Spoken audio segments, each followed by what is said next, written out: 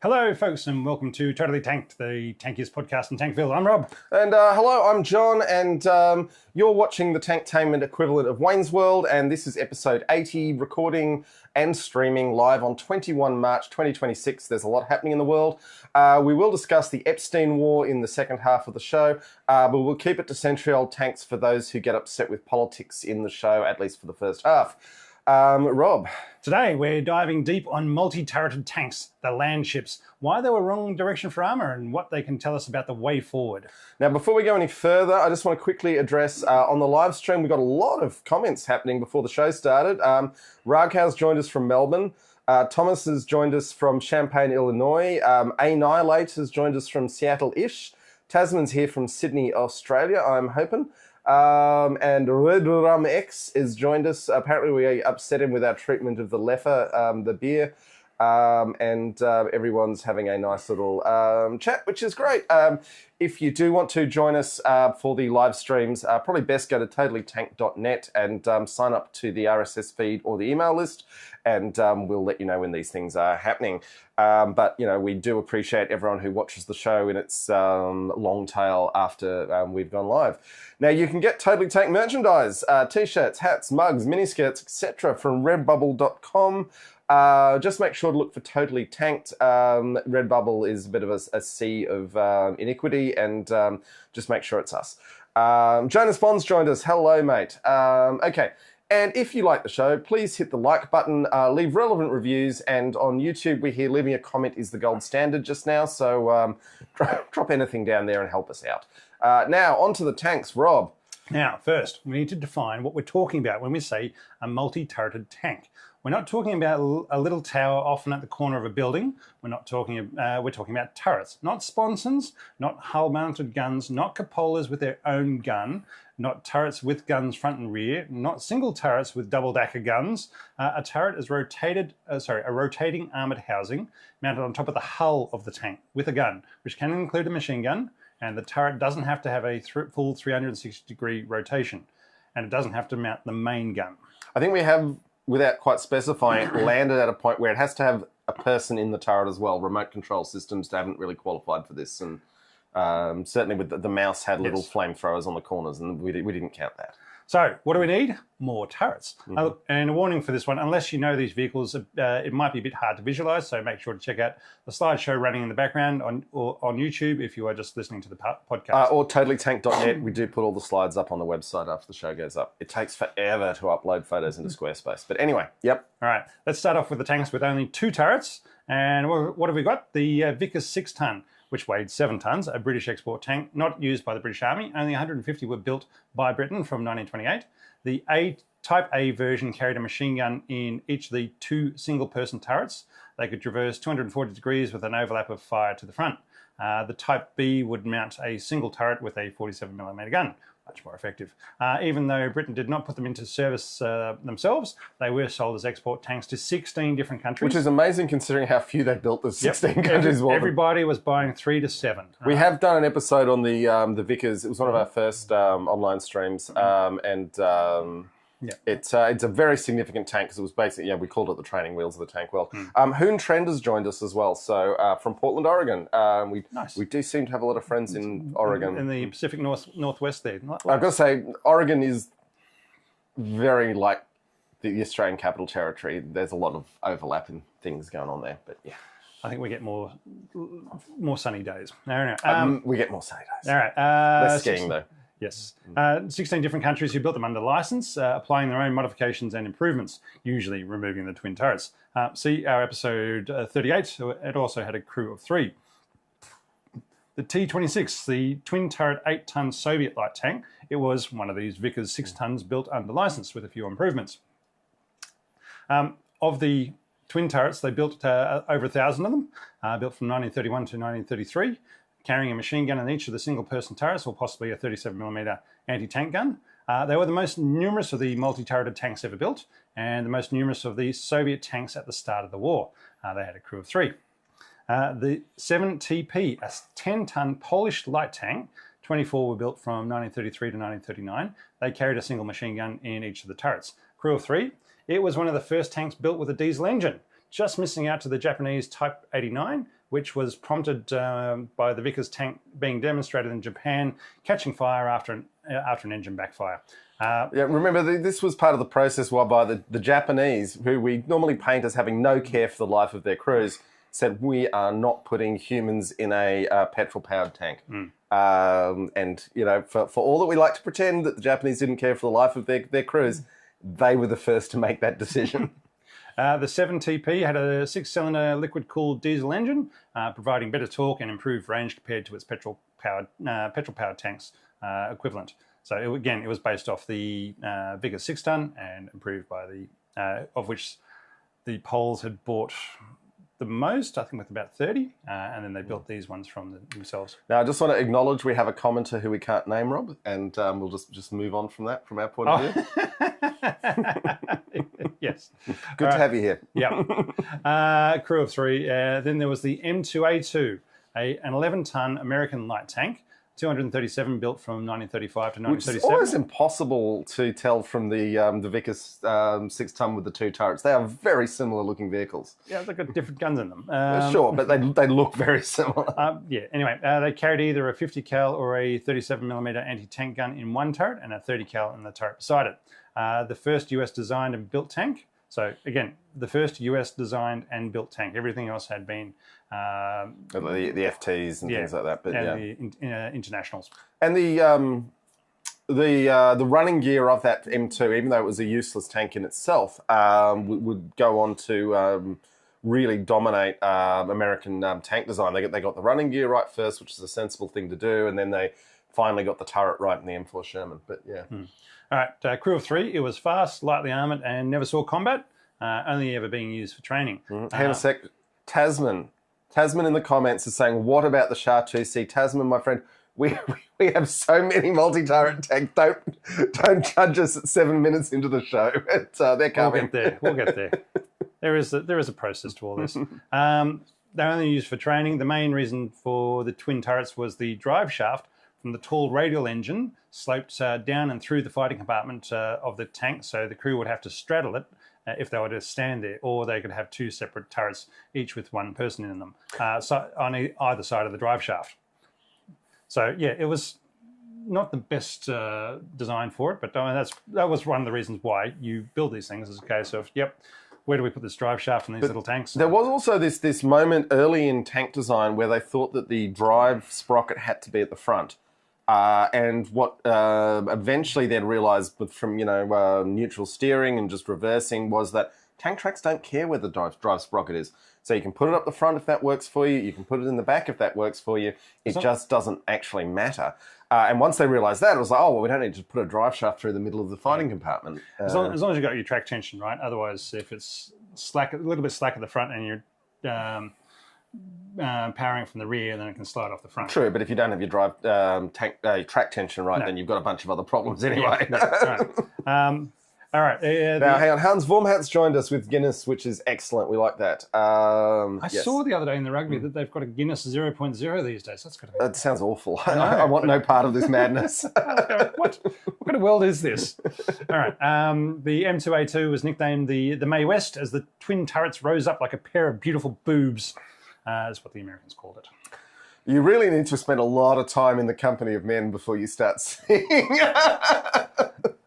seeing that there, but okay. Then we've got the Gross Traktor, a 17-ton German, not a Nazi, medium tank.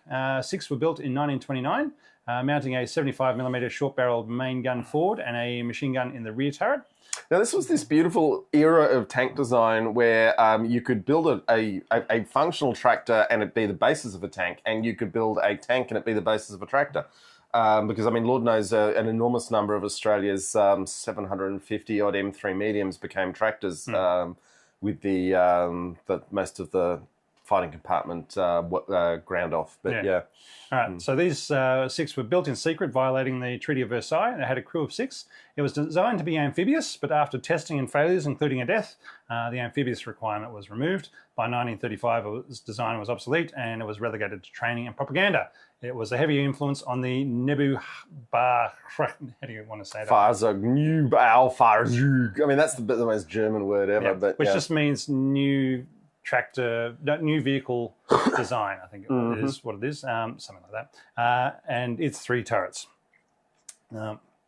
Crusader 2, a 19-ton British cruiser tank. Of all the Crusaders, 5,300 were built from 1941 to 1945. But most crews removed the second turret. So they had basically it was a normal-looking tank for the Brits, and then they whacked they had the driver on the right, and they had a little machine gun turret beside the driver on the left. When you're looking from the back of the tank. Yeah, and everybody hated so much being put in this little tiny machine gun turret that they just literally pulled it out of the tank and played it over it. Yep. It was a terrible design. But, you know, this is part of this early war thinking where they still thought that the decisive arm of a tank was its machine guns and not its high explosives. 41, buddy. Well, this is 41. Yeah. This is not the beginning of the war. This is not even interwar. This is not... But it was 1930s or 20s design. But it was a Viscount Nuffield tank, wasn't it? It was. It certainly was. So there were bad ideas going in there for some reason from the biggest funder of fascism in the United Kingdom. Who can guess why that would have been? Annihilates made an interesting comment saying the rear sprocket is better on fast things, less likely to throw a track, pulls tension on the road wheels instead of throwing them slack. I'm not disagreeing with you. It's more just the Macabra's a good example where if you have the power pack at the front, then power the tracks from the front. It doesn't make that much difference. But yeah. All right. So with the Crusader 2, the crews removed the second turret with the Beza machine gun, or left it unoccupied. And later in the war, it was built without that turret, second turret. They took the hint. Yeah. Like all other British tanks, it started out armed with the 2-pounder main gun. Crew of 5. When it worked, it was fast, but really only good against Italians. Which is to say countries that didn't have much armour. Yeah. One of the few multi-turreted tanks to use Christie suspension. We'll get onto that later. Yeah, okay. All yeah, right. fair enough. The Ram, the Canadian love child of the M3 Lee and the Valentine. Which are not 2 tanks you ever want to combine into anything. Which is why it's a love child. Whilst Canada was building the Valentine, an infantry tank, they were looking at building their own cruiser tank. Meanwhile, across the river in Detroit, the US was busily building the interim medium tank Isn't it across the Great Lake? No, it's a bridge between Detroit and... Don't remember that's the one that Trump doesn't want to open these days because... Yeah, okay. I thought it was one of the Great Lakes, but okay. Well, they're on the Great Lakes, but there is just a river between the two of them. Okay, the river the connection between the Great Lakes. Okay, yeah. So in Detroit, the US was busily building the interim medium tank, the M3. But Canada decided they didn't want to go with an interim solution, but they also needed compatibility with both the US and the Brits. So they took the turret from the Valentine and mounted it atop the hull of the M3. And then they had the Quebecois in Montreal build it. Now, this is just a bad idea all round because the Valentine was a very serviceable tank, but what made it great was its Detroit diesel engine. And it was not a great turret. And to put that on the relatively spacious M3 is going to give you a bastard of a tank. But yeah. All right, so they moved the driver to the right-hand side of the hull for the British sensibilities and installed a machine gun turret on the front left side of the hull. The Ram Mark 1 Valentine turret started off mounting the 2-pounder gun due to the lack of 6-pounders at that stage, which came along in the Ram Mark 2.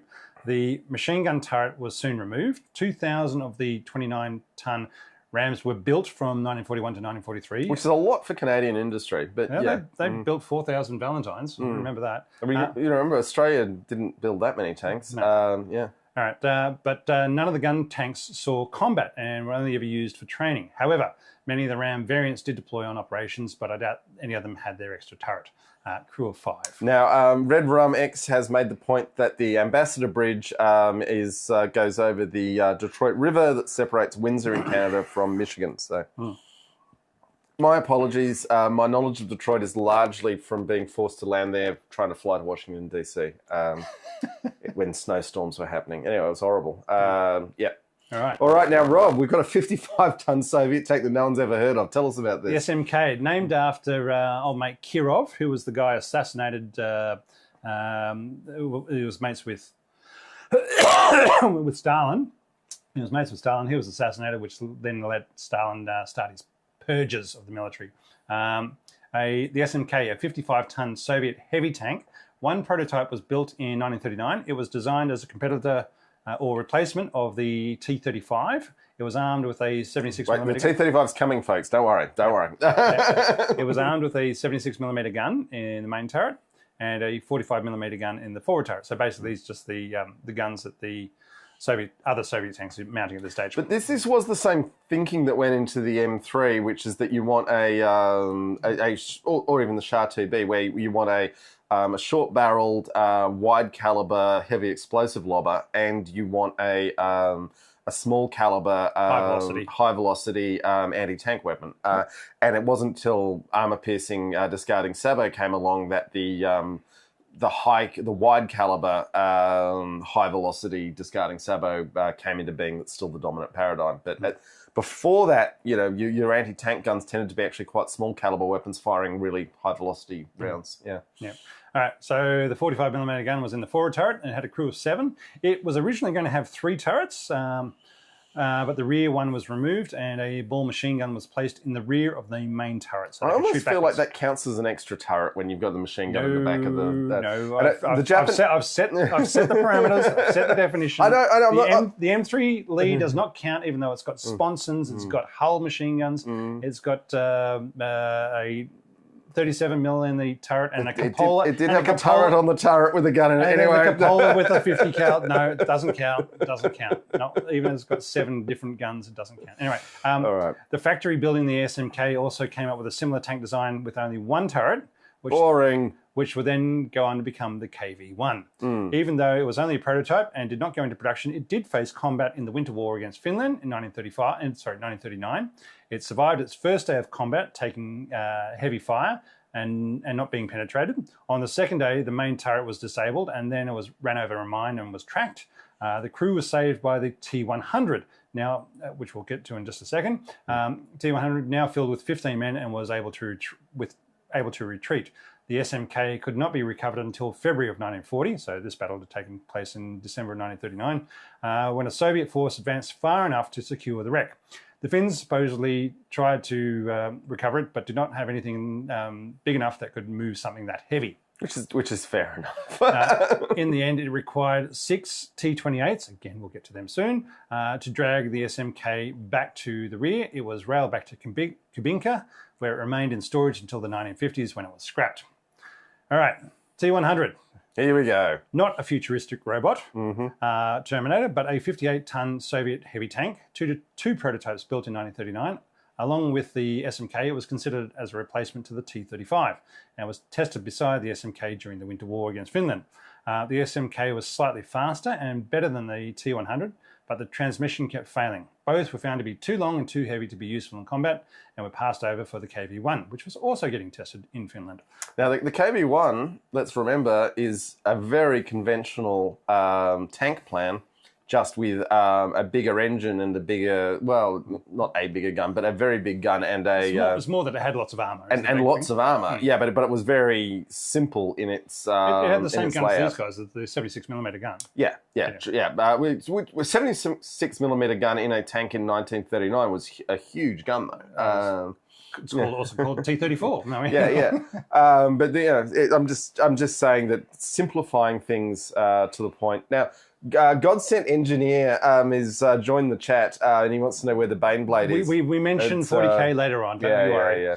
They definitely get a mention because 40K is not a source of good designs for anything. The point of 40K is that they're bad designs for everything. The point being is that these multi-turreted tanks would have influenced 40K. All right? Oh, absolutely. Yeah. All right. So the KV-1 got tested in Finland, and the KV-2 was developed in response to needing to be able to take out the Finnish defensive position. So the KV-2 with the great big 152 millimeter gun. The great big fridge with a huge barrel on it was developed in order to take out those Finnish bunkers. The T-100 also mounted a 76mm gun in the main turret and a 45mm gun in the turret forward of that. Had a crew of 8. The T-100 was built in a different factory than the SMK, hence the competition between the two of them, and also started with 3 turrets with the rear one being removed. After saving the SMK crew in Finland with medals all round. Oh, good for them. The T-100 was railed back to the Kirov factory.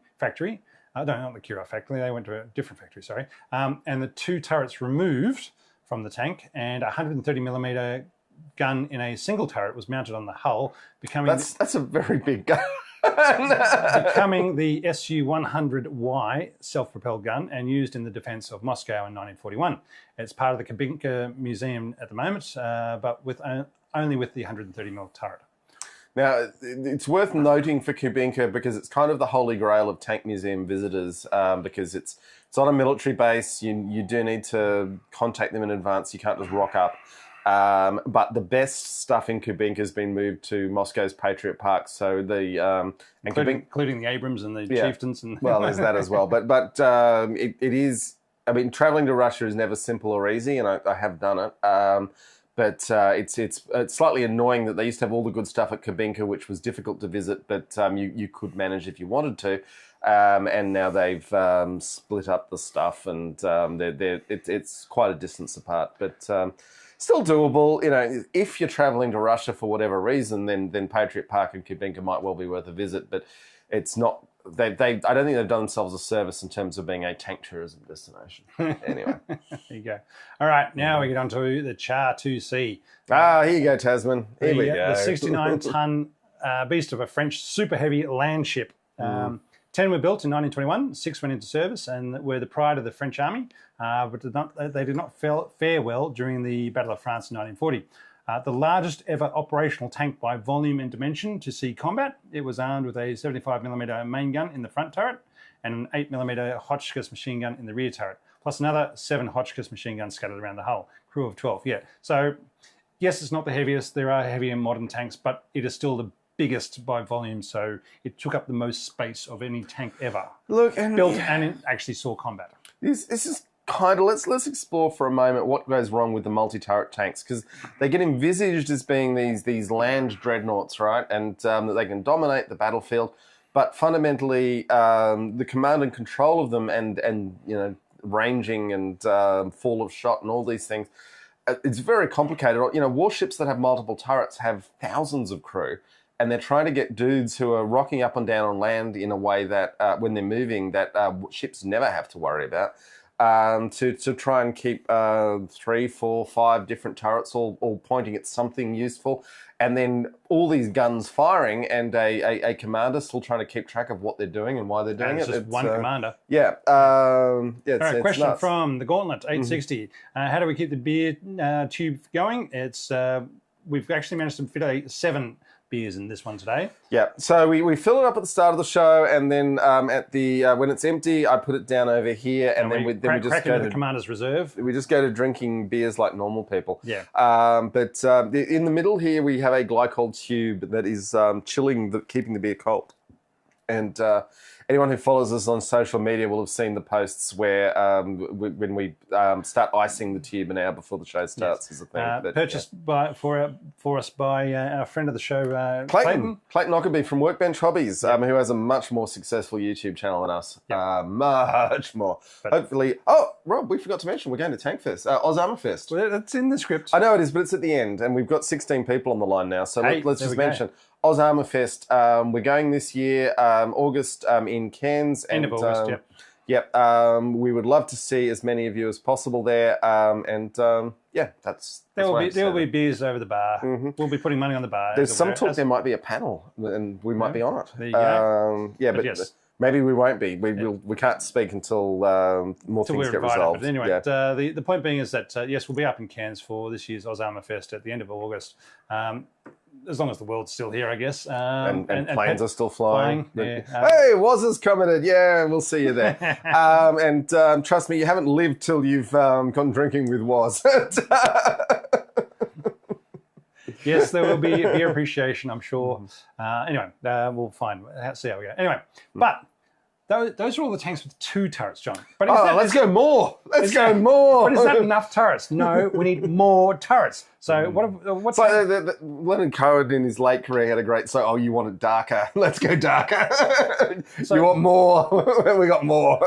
So what tanks have 3 turrets? So this is where we get into the Cruiser Mark 1 A9, a 13-ton British light tank. 125 were built from 1938 to 1941, armed with a 2-pounder gun in the main turret and a single Vickers 303 in each of the forward 2 turrets. Designed as the first British cruiser tank, The crew of six, powered by a London bus engine, cheap and easily maintained, but not terribly fast for a cruiser tank, and only 14mm of armour, which, because of the limited space between all of the moving turrets, they couldn't bolt on any extra armour, leaving it very under-armoured for the start of the war, where it would see action in France and North Africa. The Germans couldn't have believed their luck when one of these trundled into view.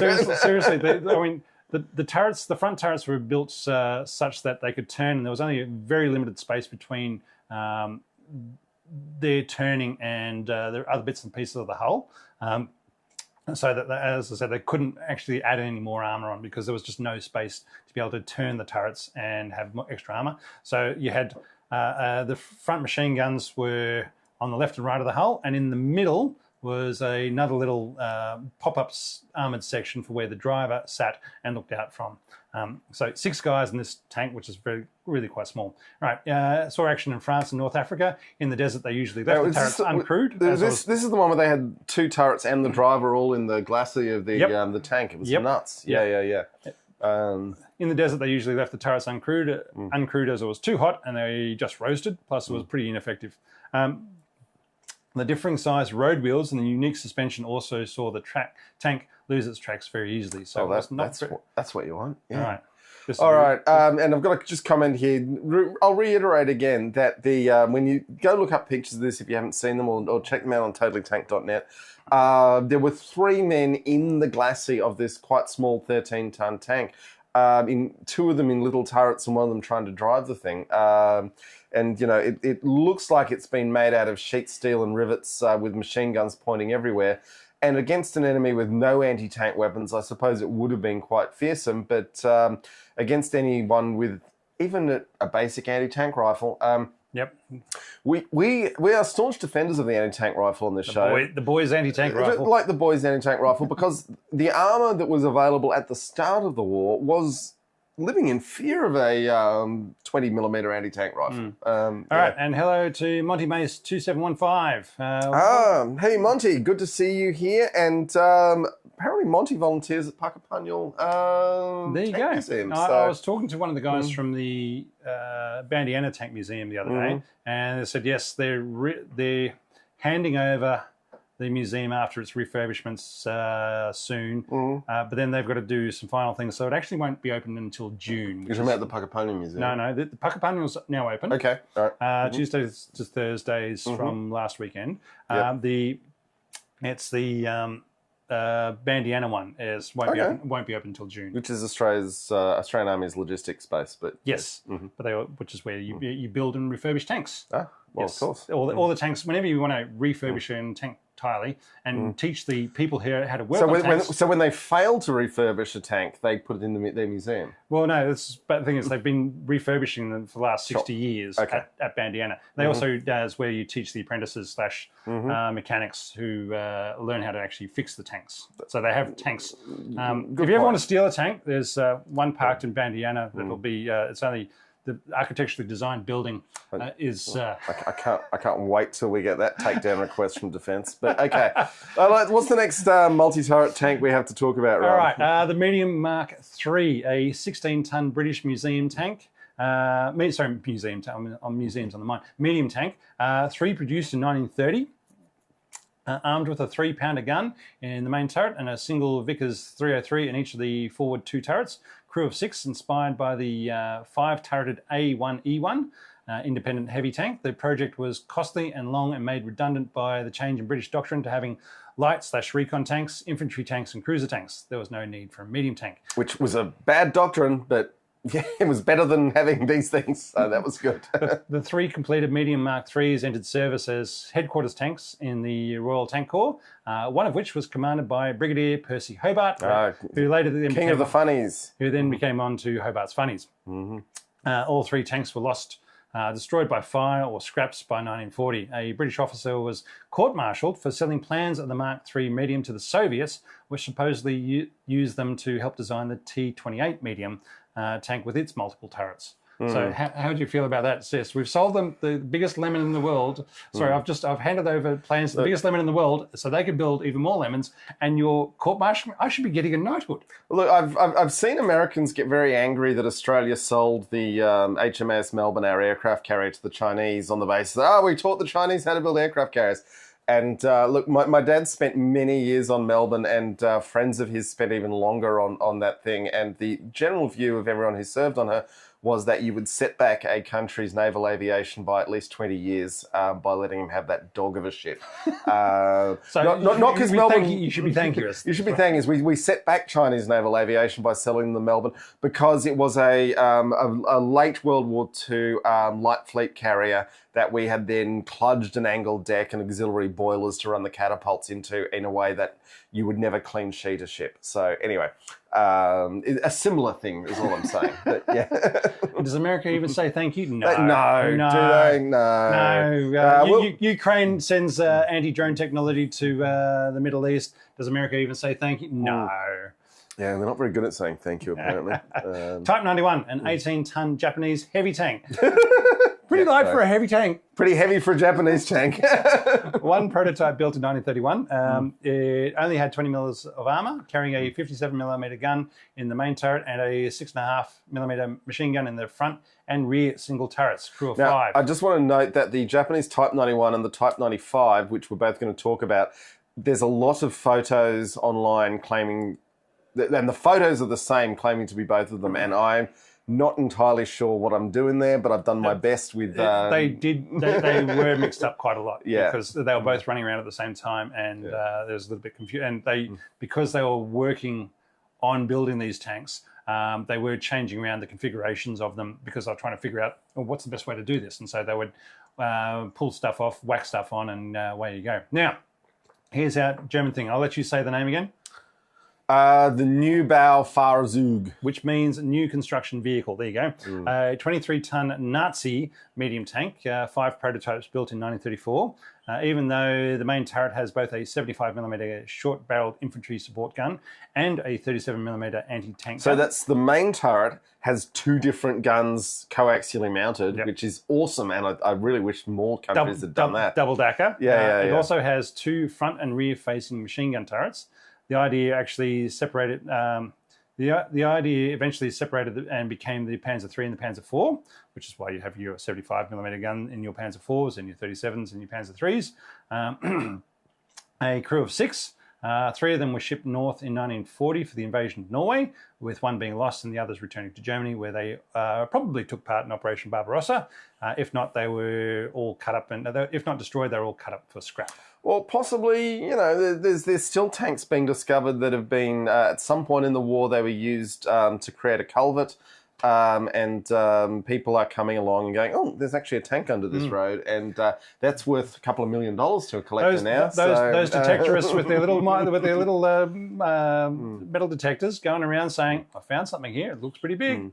And we all laugh at them, and we're still going to, but I'm glad they're going to have some success. Yeah, certainly there's a lot of the German armour in war museums or tank museums today is stuff that's was literally buried at some point in World War II, and they're dragging out of bogs. Was the one of the Target 2s in France that in a culvert, the French saying, oh, look, there's still live ammunition in this thing. We can't dig it out. We're just going to leave it there. All right, we're not going to stuff around with this, because if we do, it could well blow up, and that's taking out one of our major highways. We talked about that in the Target 2 episode. But now they're worth millions of dollars, so okay, let's get it out. Let's sell it to a rich asshole. Not all tank owners are assholes. I hasten to add, because I really want them to let me ride in their tanks. Yep.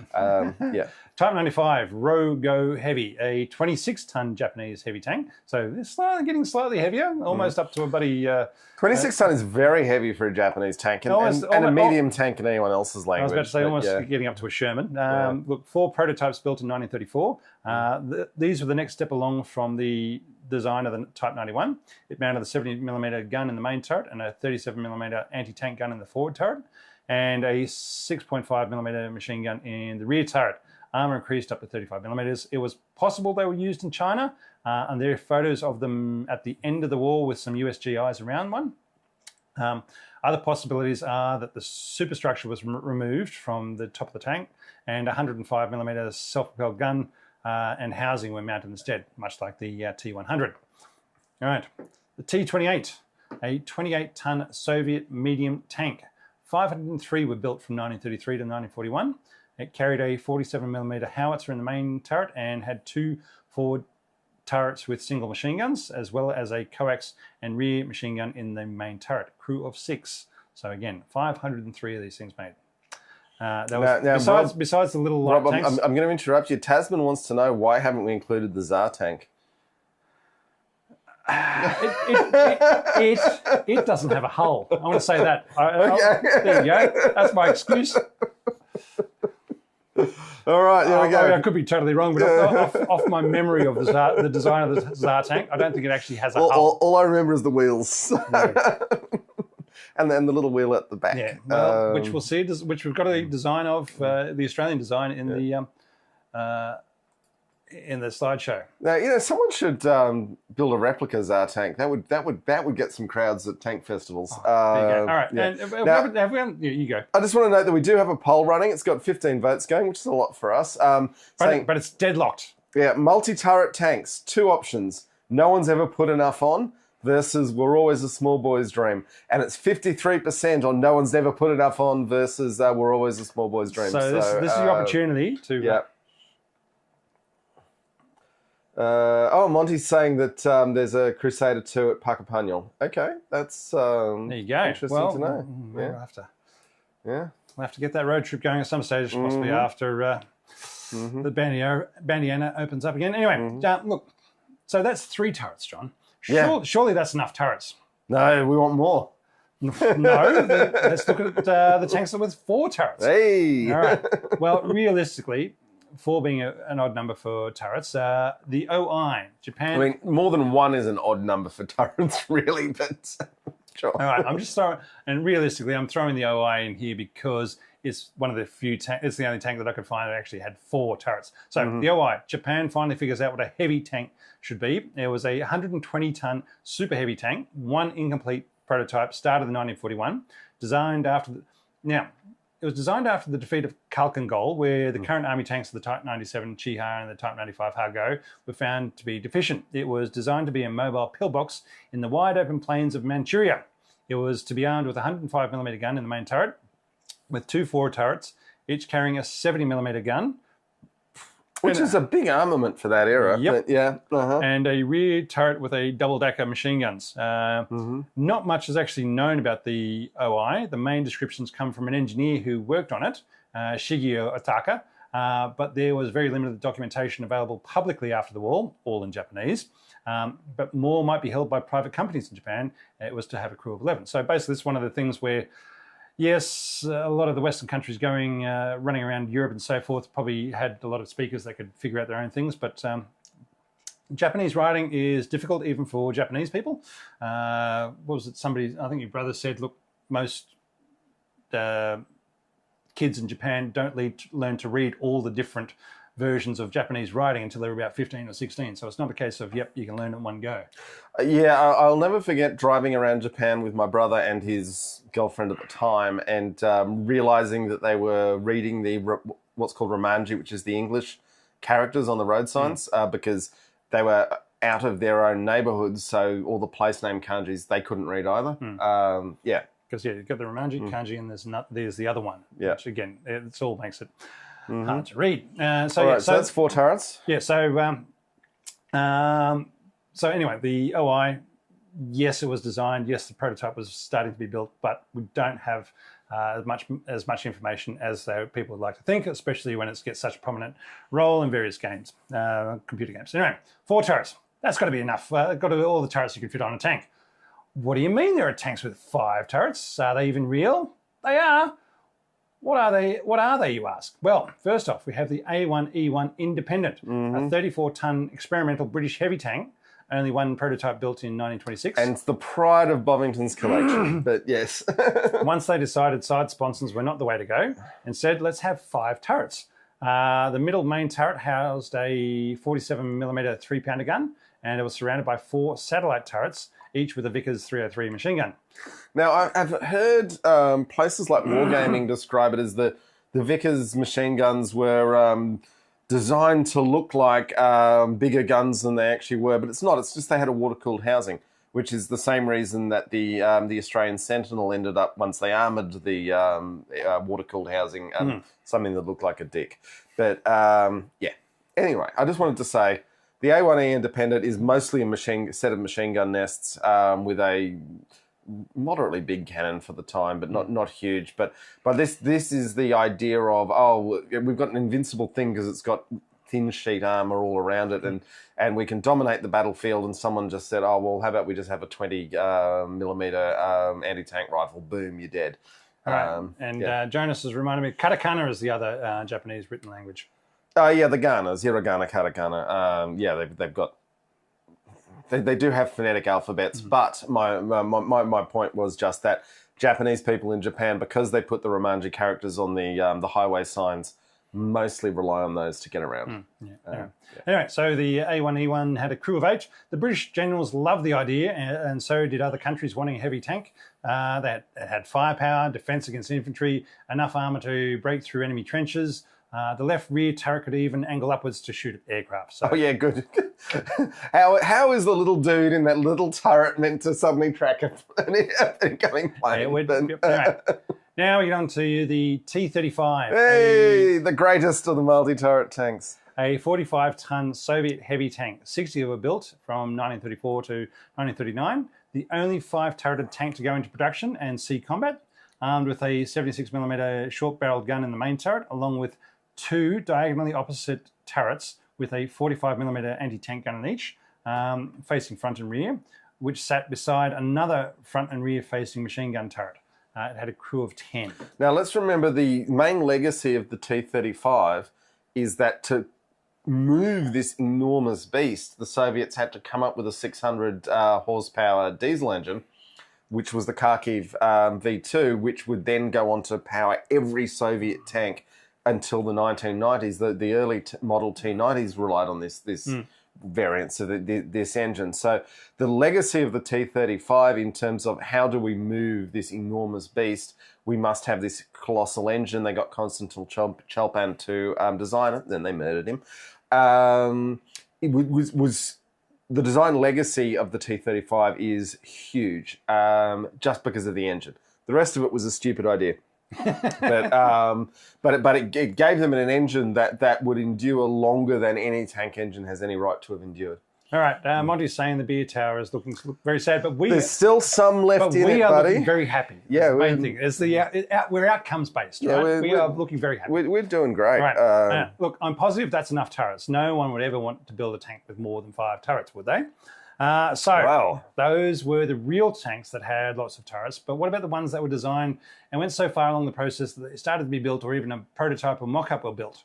This is where we get into the Frenchies. All right, so here you go, Tasman. Yep, the French FCM Char BB, a 45-ton secret battle tank with twin 50mm guns in the hull and twin machine gun turrets on top. Each were situated behind the observation cupola. Not to mention the front spar rollers on the front on the front of the tank to stop the guns ploughing into the mud. So basically, I had a little. It was a sissy bar at the front. Yeah, so when you go down a ditch to make sure you don't mess up your guns, like the Saint Chamond used to do.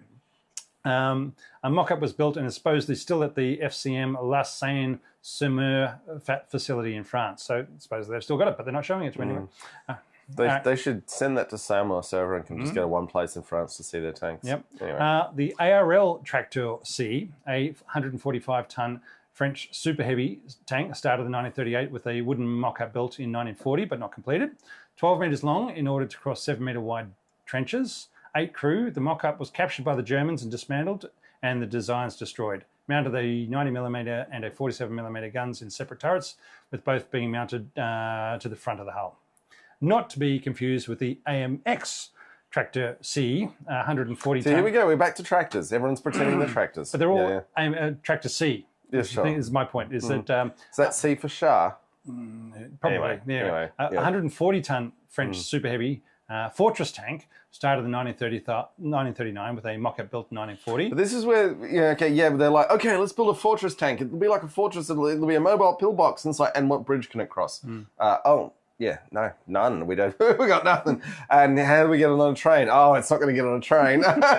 Where's it going to go at 5 miles an hour? We'll get on to. They actually could fit on trains because the whole point of why they were so long and up to 12 meters long. This was so that because they could fit so many guns on a really long thing, which they can then throw on the back of a. But the length then meant that the tracks didn't turn particularly well. But yeah. So this one, the AMX Tractor C, had 100 mils of armor and a 105 millimeter gun in the front turret and a 47 millimeter gun in the turret to the rear and machine guns. And machine guns scattered all over the hull. Right. Then we get to the FCM F1, a 139 French super heavy tank. 139 ton. 139 ton, yes. A wooden mock-up was built in 1939. It had a 47 millimeter gun in the normal tank turret to the front of the hull and a much larger raised turret to the rear of the hull, mounting a 90 millimeter gun that would fire over the front turret. The barrel of which... Super firing, it's a dreadnought. No, it's a super dreadnought. The barrel of the 90 millimeter gun was long enough that it couldn't shoot the front turret, unless you really tried, I'm guessing. This was the winning design of the French super heavies being considered, and an order for 12 was placed in 1940 to replace the Char 2C. These were seen as landships that would dominate the trenches and destroy the Siegfried line and any of those tiny Panzer II Gnats that might get in their way. I mean, it could just run over a Panzer II without too much trouble, but yeah. All right. So, of course, most of these tanks are available in World of Tanks because they need to keep on making new tanks available. And then there were those that never left the drawing board, of which there were many. So here are some standouts and weird ones. All right. First off, as we've spoken before about in the Mouse episode, the Land Cruiser P1000 Ratte. Rat. It's just a rat. A rat. Mentioned in episode 73 with Mouse, it was to be a 1,000-ton behemoth with 7 turrets, mounting a pocket battleship turret to the front, 2 37mm gun turrets at the rear, and 4 15mm autocannon turrets in the middle of the deck. Plus around 50 machine guns of various sizes scattered everywhere along the hull, and a crew of lots. Now, to be fair to the Germans, which I don't like to say often, they had at least with the Rat realised that it was fundamentally a land battleship and literally battleship armament, and they would need an enormous amount of anti-aircraft fire to defend it. Now, they still hadn't figured out how to do anti-aircraft fire because fundamentally no one did until the Americans in 1942 when they had gun-laying radar and proximity fuses. And boy, then did they really start to pull some planes out of the sky. But they had at least taken on board the idea that we're going to need a lot of anti-aircraft guns on the top of this stupidly enormous thing that will just crash the bottom of a river at the first time it encounters one. But yeah. All right. Just to show that Australia can come up with some wacky ideas, we also can... I've never heard of this before. No. We also it was nuts. There you go. Here's your tank, Tasman. It's an Australian one. There was the Cossa Land Cruiser, a 3-wheeled tank design with 2 6-inch gun turrets and machine guns protected by what is listed as heavy armour plate. No need to dig into the details. She'll be right, mate. Well, we certainly had no engine that we could make in Australia that would have moved this thing. Anyway, a picture of it is in the slideshow, so please, if you want to see the Tsar tank... What is the website that people can find our slideshow in? TotallyTank.net. There we go. There we go. Design and development. So you ask yourself, what are the practical and impractical reasons to mount multiple turrets on a tank, and why did so many nations do it? All right. So something that jumps out at me is that there are 3 basic designs for multi-turret tanks, starting with the Vickers 6-ton, made popular by the T-26, light tank with twin turrets with the machine guns, the M2A2 and the 7TP. It seems a design choice to overcome the engineering issue of the drive shaft filling the fighting compartment. Which was not an actual... Turned out wasn't an issue, but they thought it was an issue at the time, and it's really funny to see how that evolved. Yeah. But it seems it could have been quickly overcome if they'd tried a little harder, which is what happened with the next builds of all these tanks when they've taken out the twin turrets, put in a single turret with a decent anti-tank gun in it. Then there were the British medium or cruiser tanks, the Medium Mark III and the Cruiser A9. Crusader A9. Sorry, Yeah. Crusader A9. Normal tank shapes, but whacker one or two little turrets on the front beside the driver.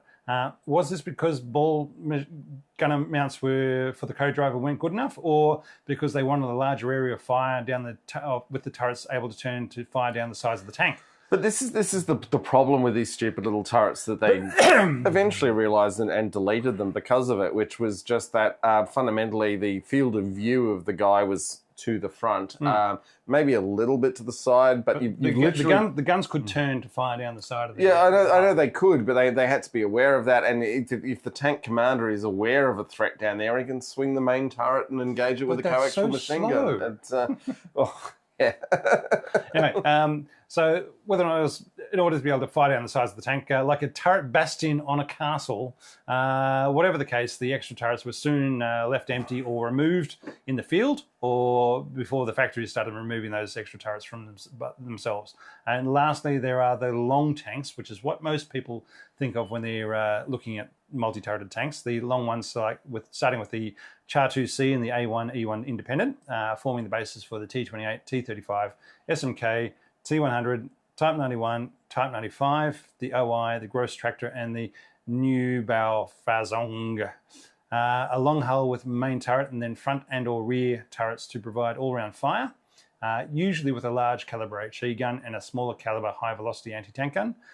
The length and extra weight and size were too much for the technology of the time, creating a big target with little armour that was unable to effectively bring fire to bear, and which would break down if anything looked at it funny. Now Alan has joined the comments just saying he's been somewhere doing something else. He's getting cigars. He wants us to slow down.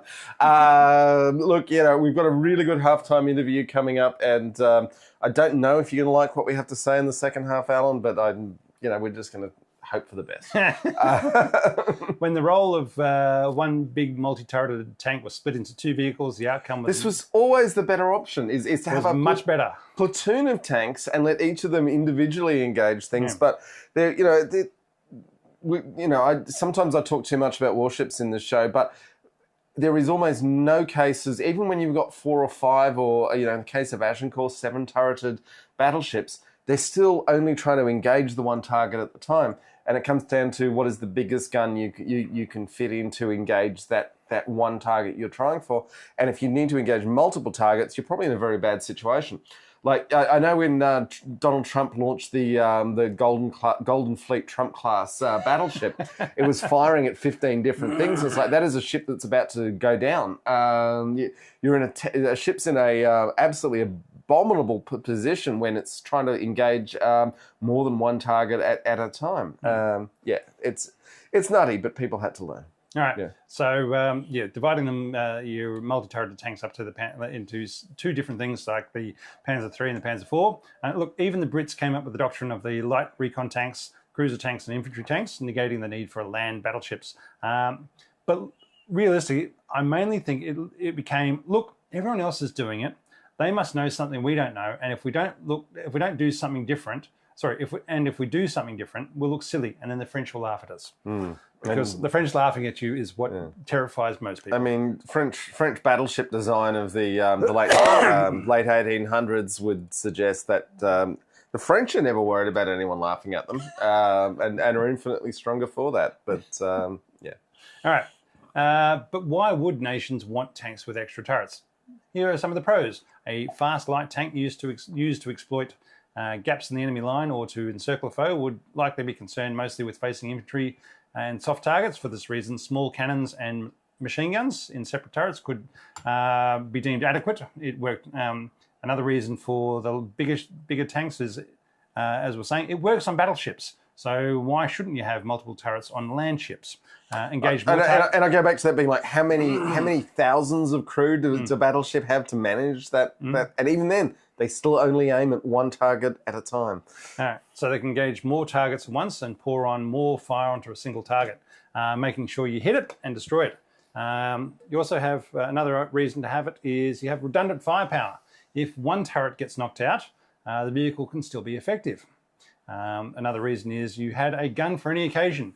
Big HE rounds for bunkers and infantry, high velocity against armour, and plus multiple machine guns for infantry and planes. Another benefit is you could easily cross trenches with your very, very long tank. Also, another reason, they were big and scary, providing a psychological advantage, but this could be said of most tanks if they weren't used for tanks. It does come down to that the trench crossing thing was part of World War One tank design, and in the mid-war they were still thinking, sorry, the mid-interwar period, they were still thinking about that. And yes, that is the one case where having a 20-meter long tank lets you cross over enormous trenches. The fact you can't turn the damn thing and the tracks will come off in the internal stresses is a whole other thing. But you do understand how this interwar period tank design, there were reasons why they went down this garden path that fundamentally wasn't a great idea. Yeah. All right. These long tanks, they were also good for propaganda, as they were so big and impressive, and that's what a lot of them were used for. You also had all-round protection and were able to fire in every direction at once. They were very important which was very important when breaking through trenches, as enemies could come at you from any direction, and turret traverses were very slow or limited to certain arcs of fire at the time. Also, the idea of tanks and infantry working together was not understood by everyone. It was used, but it's not understood by everyone. So a tank had to be able to work on its own, was the idea. Then again, what were some of the downsides? Now, Rob, sorry, we've just got a comment that from Thomas that we need to address, saying we should have multiple beer tubes stored in a rack like tank shells, and when we finish one, we toss the empty, reach back and put a fresh one in because, tank podcast. And let me tell you, the difficulty of filling this one tube to get in here, we have the commander's reserve right here, right? This is what comes in when we run out. And logistician here, I know how to make sure we've got beer. Thank you for your helpful ideas for how to manage a beer tube, but we are experts in managing beer tubes, and we can tell you that we're doing as best as we can. But thank you for your input. That's the large HE rounds. These are the small high velocity anti-tank rounds. There you go. And what were some of the downsides for the multi-turret tanks? There were a few cons. A few cons. Which is weird considering the concept has been completely abandoned. But yeah, okay. With lots of different types of guns, you need lots of different types of ammo, which all need to be stored inside the tank, which then takes up more space inside the tank. And how do you balance the mix? Do you need more machine gun ammo for the possible 5 machine guns you've got, or more of the larger HE rounds against how many tanks do you face? Even though the high velocity rounds could be smaller, and you can probably fit more of them in. So it's all a balance of figuring that out. Now, hang on. We've got a lot of chat going on with people wanting more beer tubes. And unless someone is willing to come here and sit in this room and fill up the beer tube after 20 minutes and get it ready, then one beer tube is all you're getting, folks. I thought on the way was when you fired, right? Yeah, fire in the hole, whatever. But we're just saying filling them up is a convoluted process that takes quite a bit of time, and you can't leave them with beer in them for too long because they get flat. So anyway, folks, let's be sensible. We drink at the pace that we drink at because we're very experienced. Yes. All right. Complexity of the vehicle was also caused a lot of issues. Not just the fact that there were more moving pieces because you had more turrets. You also had more stuff to break. It's like, is that gun even serviceable now? You've got so many of them on here. How many of them are ready to even be operated? You also had more crew trying to work together and more for the crew commander to direct whilst still doing their own job, all in a noisy, clanking behemoth that did not have good internal communications. With the crew physically separated from each other, you can't. They're in each little turret. Yeah, you can't just tap the rear turret gunner on the shoulder and tell them where to fire because you're about 5 meters away from them. The Americans experimented with the effectiveness of the multiple turrets in the M2A2 and found that the rate of fire and crew efficiency of 2 people in a single turret was greater than the 2 crew each in their own turret, even when they had to work around the drive shaft. Therefore, teamwork creates synergies, boys and girls. There you go. Just to get some management speak in there. Turrets are usually the most thickly armoured part of a tank, which also makes them heavy. So if you have 5 armoured turrets on a hull, that is a lot of weight for a tank, which then needs an engine, transmission, brakes, suspension, and gears that can handle that weight. Now, hang on. Just in this chat going on here, Raghav's saying we need a keg. I've got a kegerator, literally just, a metre away. Well, not a metre. 2 meters away. 3 meters away, but it's in another room, and I have to get up. And anyway, it's not going to work. We're doing our best, guys. Trust me, we thought about all this. If we just had beer tubes and coming out of our heads, that'd be great. But we're not. We're drinking a lot more than 2 cans in the beer hats, guys. Come on. Right. Plus, you all need all the mechanics to be able to fix these great big things, as it was more likely to break down because there's less tolerance for failure in any one part. Also, the number of ball bearings. The number of ball bearings in a T-35 is colossal. And when the enemy are bombing your ball bearing factories, that's not an insignificant issue. The days of bombing ball bearing factories, yes, yeah, no. The greater mass also meant the tanks were more likely to get bogged down and then could not be recovered because they were so damn heavy. They were hard to transport and would usually need to be partially disassembled to fit on a train car. Multiple turrets took up more interior space inside the tank, and the extra crew took up more spaces also, making less room for other things. So using Christie suspension on a multi-turreted tank was not usually compatible to the Christie, as the Christie suspension took up internal space on its own, but that didn't stop the Brits from doing it on the Crusader. Another reason it was bad. See Totally Tanked episode 66. 66. All right. We're at 80 now. I can't believe that. Crusader feels like yesterday. Anyway. They were expensive. More moving parts, more mass, and the gubbins to deal with that weight cost more. They took longer to build, required more raw materials, and more trained crew to operate the vehicle.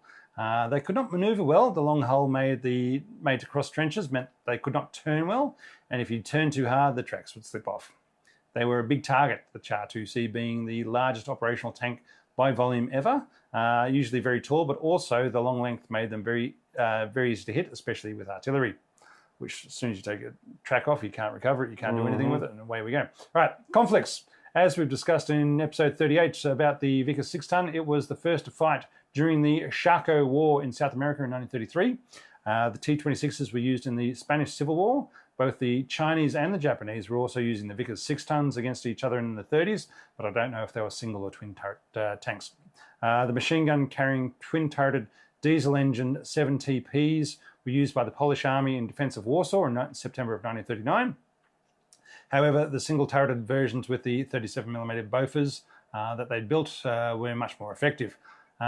And at the same time, whilst coming from the east, were the T-26s and T-28s of the Soviets into Poland. The Soviet T-26s, SMK, T-100 and T-28s were used in the Winter War against Finland, not the T-35. The Finns captured T-26s and T-28s, but only those that could be driven away, as they did not have anything that could move any of the T-200 T-28s that they were managed to disable. Which is, again, just the logistics of even today, tanks at 80 tons are very difficult to deal with, and building your tanks bigger and bigger, particularly when you've got 1930s vintage engines with maybe 150 horsepower. These ideas were just insane. But just think about this. So during the Winter War, the Soviets had 500 T-28s. They've gone into Finland. They've lost 200 of them. They've managed to recover most of them and repair them and then put them out again. But as I said, the Finns were able to, without any useful tanks of their own or anti-tank capabilities, they were able to take out these 200 of these heavily armoured things, and away they go. All right. But it's a bit like the Ewoks in, Return of the Jedi. Return of the Jedi, yeah. In that... Yeah, the Japanese did this at the tail end of World War II. If you dig holes and put spikes in them and the tank falls into the hole and then you build a bonfire around it, you can kill a tank. You don't need, you don't need big anti-tank weapons to defeat tanks. Just a little bit of good engineering. Anyway, continue, please, Rob. The Brits used their Cruiser Mark 1A9s in France and North Africa, and their Crusader Mark 2s in North Africa, Greece, and the Middle East. The French Char 2Cs were used in the Battle of France, but failed to get to the starting line where their train was disabled in June 1940. Probably the most used and most numerous multi-turreted tanks were the Soviets, who deployed their thousands of T-26s and hundreds of T-28s and their 60 T-35s in defense against Operation Barbarossa. At a time when Stalin was pushing forward anything that moved and was able to fire, they were there too. However, they did not fare well against the Nazis, with most being lost in the first 2 months of the war.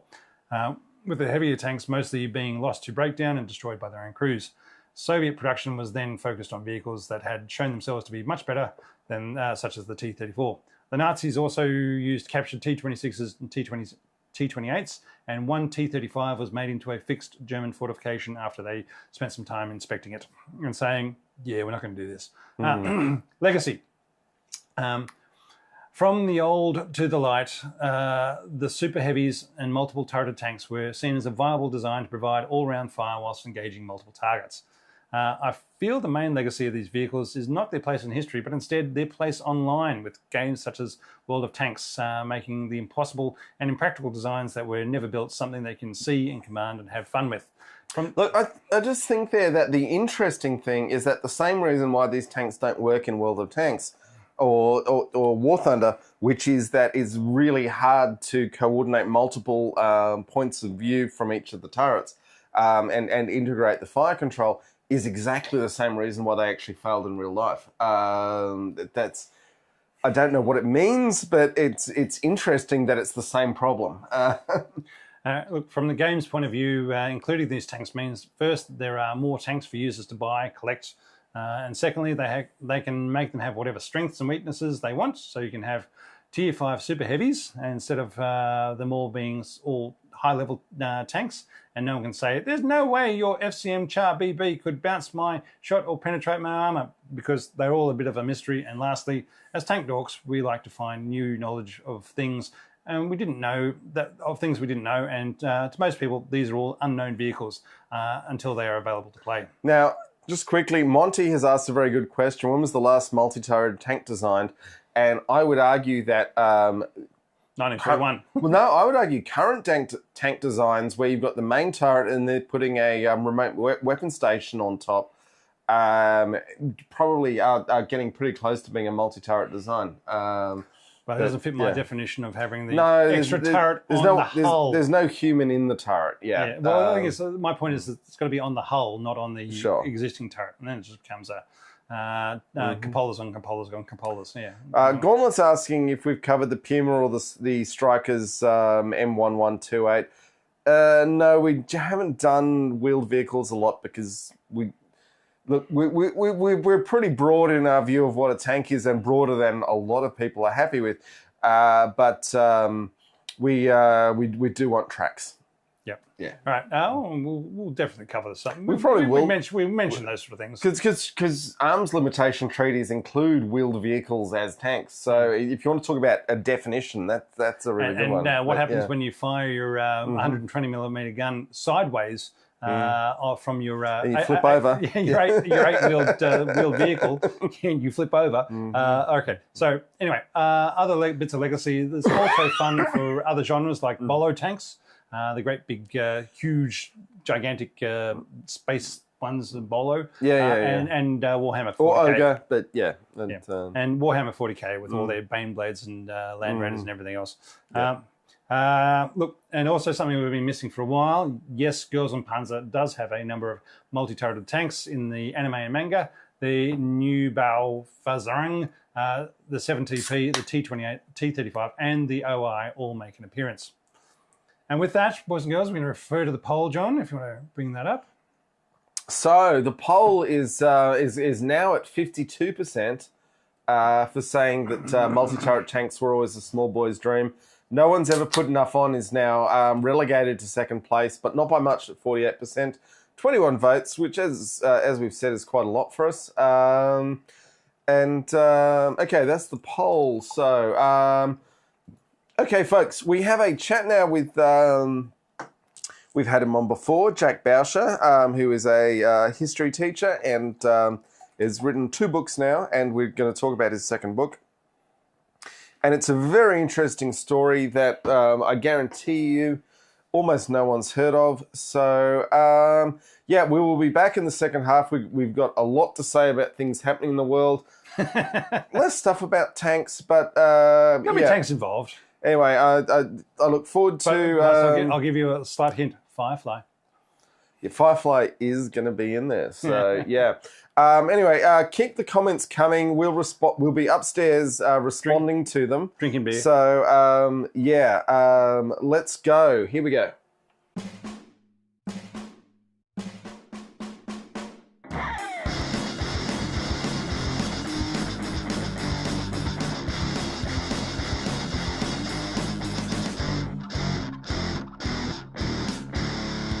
So we are joined again by Jack Bauscher, who's got a new book out, Thunder Run, Mictilla, 1945, the greatest combined arms maneuver battle of World War II. We're going to have to unpack that.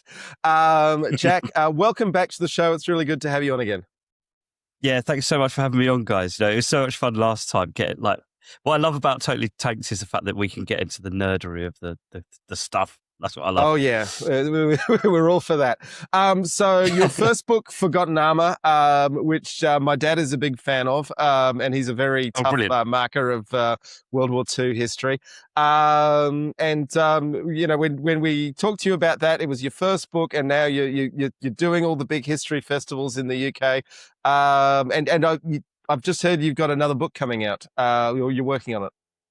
Yeah. So since I've last been on, it has been a really, really sort of sudden start. I mean, don't get me wrong, it's not like I'm like the new flavour of the month or anything, but just going from first time person to being on to third and fourth and thinking about fifth books, about a year later, and the new podcast and all this sort of thing. So yeah, it's going really, really well. But I'm doing a big 1942, like it's going to be longer than the first two, but a big 1942 retreat from Burma book. And sort of the big thing for me is we all think of it as like a massive, like epic tragedy when I think it obviously is that, but a big part of my thing is going to be that the actual men in the circumstances, the fighting man, they actually fight incredibly bravely when they have really not been prepared for the war that finds them. And that's much bigger, higher level structural problems. And sort of a big thing, I'm interested in the human stories quite a lot, like for most of it. So I've got a brilliant thing that I've just had of a guy that, completely forgotten, wins is recommended for a Victoria Cross, but gets nothing. No one's ever heard of him, but there are just some amazing stories in there that I'm looking forward to sort of bring to light, to sort of slightly change the narrative on it a little bit. Yeah, still balls up. But let's talk about the book, the new book you've got out. Now, I'll come clean. I've never heard of Mictilla either. Now, the cover of your book is claiming it's the greatest combined arms maneuver battle of World War II. Can you, without giving away too much of the book, make that case for us? So, I mean, it's slightly difficult to do without giving too much away from the book. But the basic point is that it is really the first time that what becomes sort of the NATO doctrine of combined arms maneuver is actually used in the way that they planned, like it was planned to be used by NATO through sort of the second half of the 20th century. So it's about brigade group mechanized columns striking out at the enemy, when and where they appear and hitting them with superior technology effectively. And it's more like the future of war than, say, something that's happening in Europe. The only other thing that I've sort of put, and this is on things like the back cover, this is the kind of operation if, like, you to use a very British football cliche, your Guderians, your Pattons, your Zhukovs, if they had done these battles, everyone would know about it. And nobody knows about it because of the Burma campaign, it doesn't fit the jungle, creepy crawly sort of monsoon jungle type narrative that it fits with. This is completely forgotten for the record, and it's a huge mechanized battle that everybody should know about.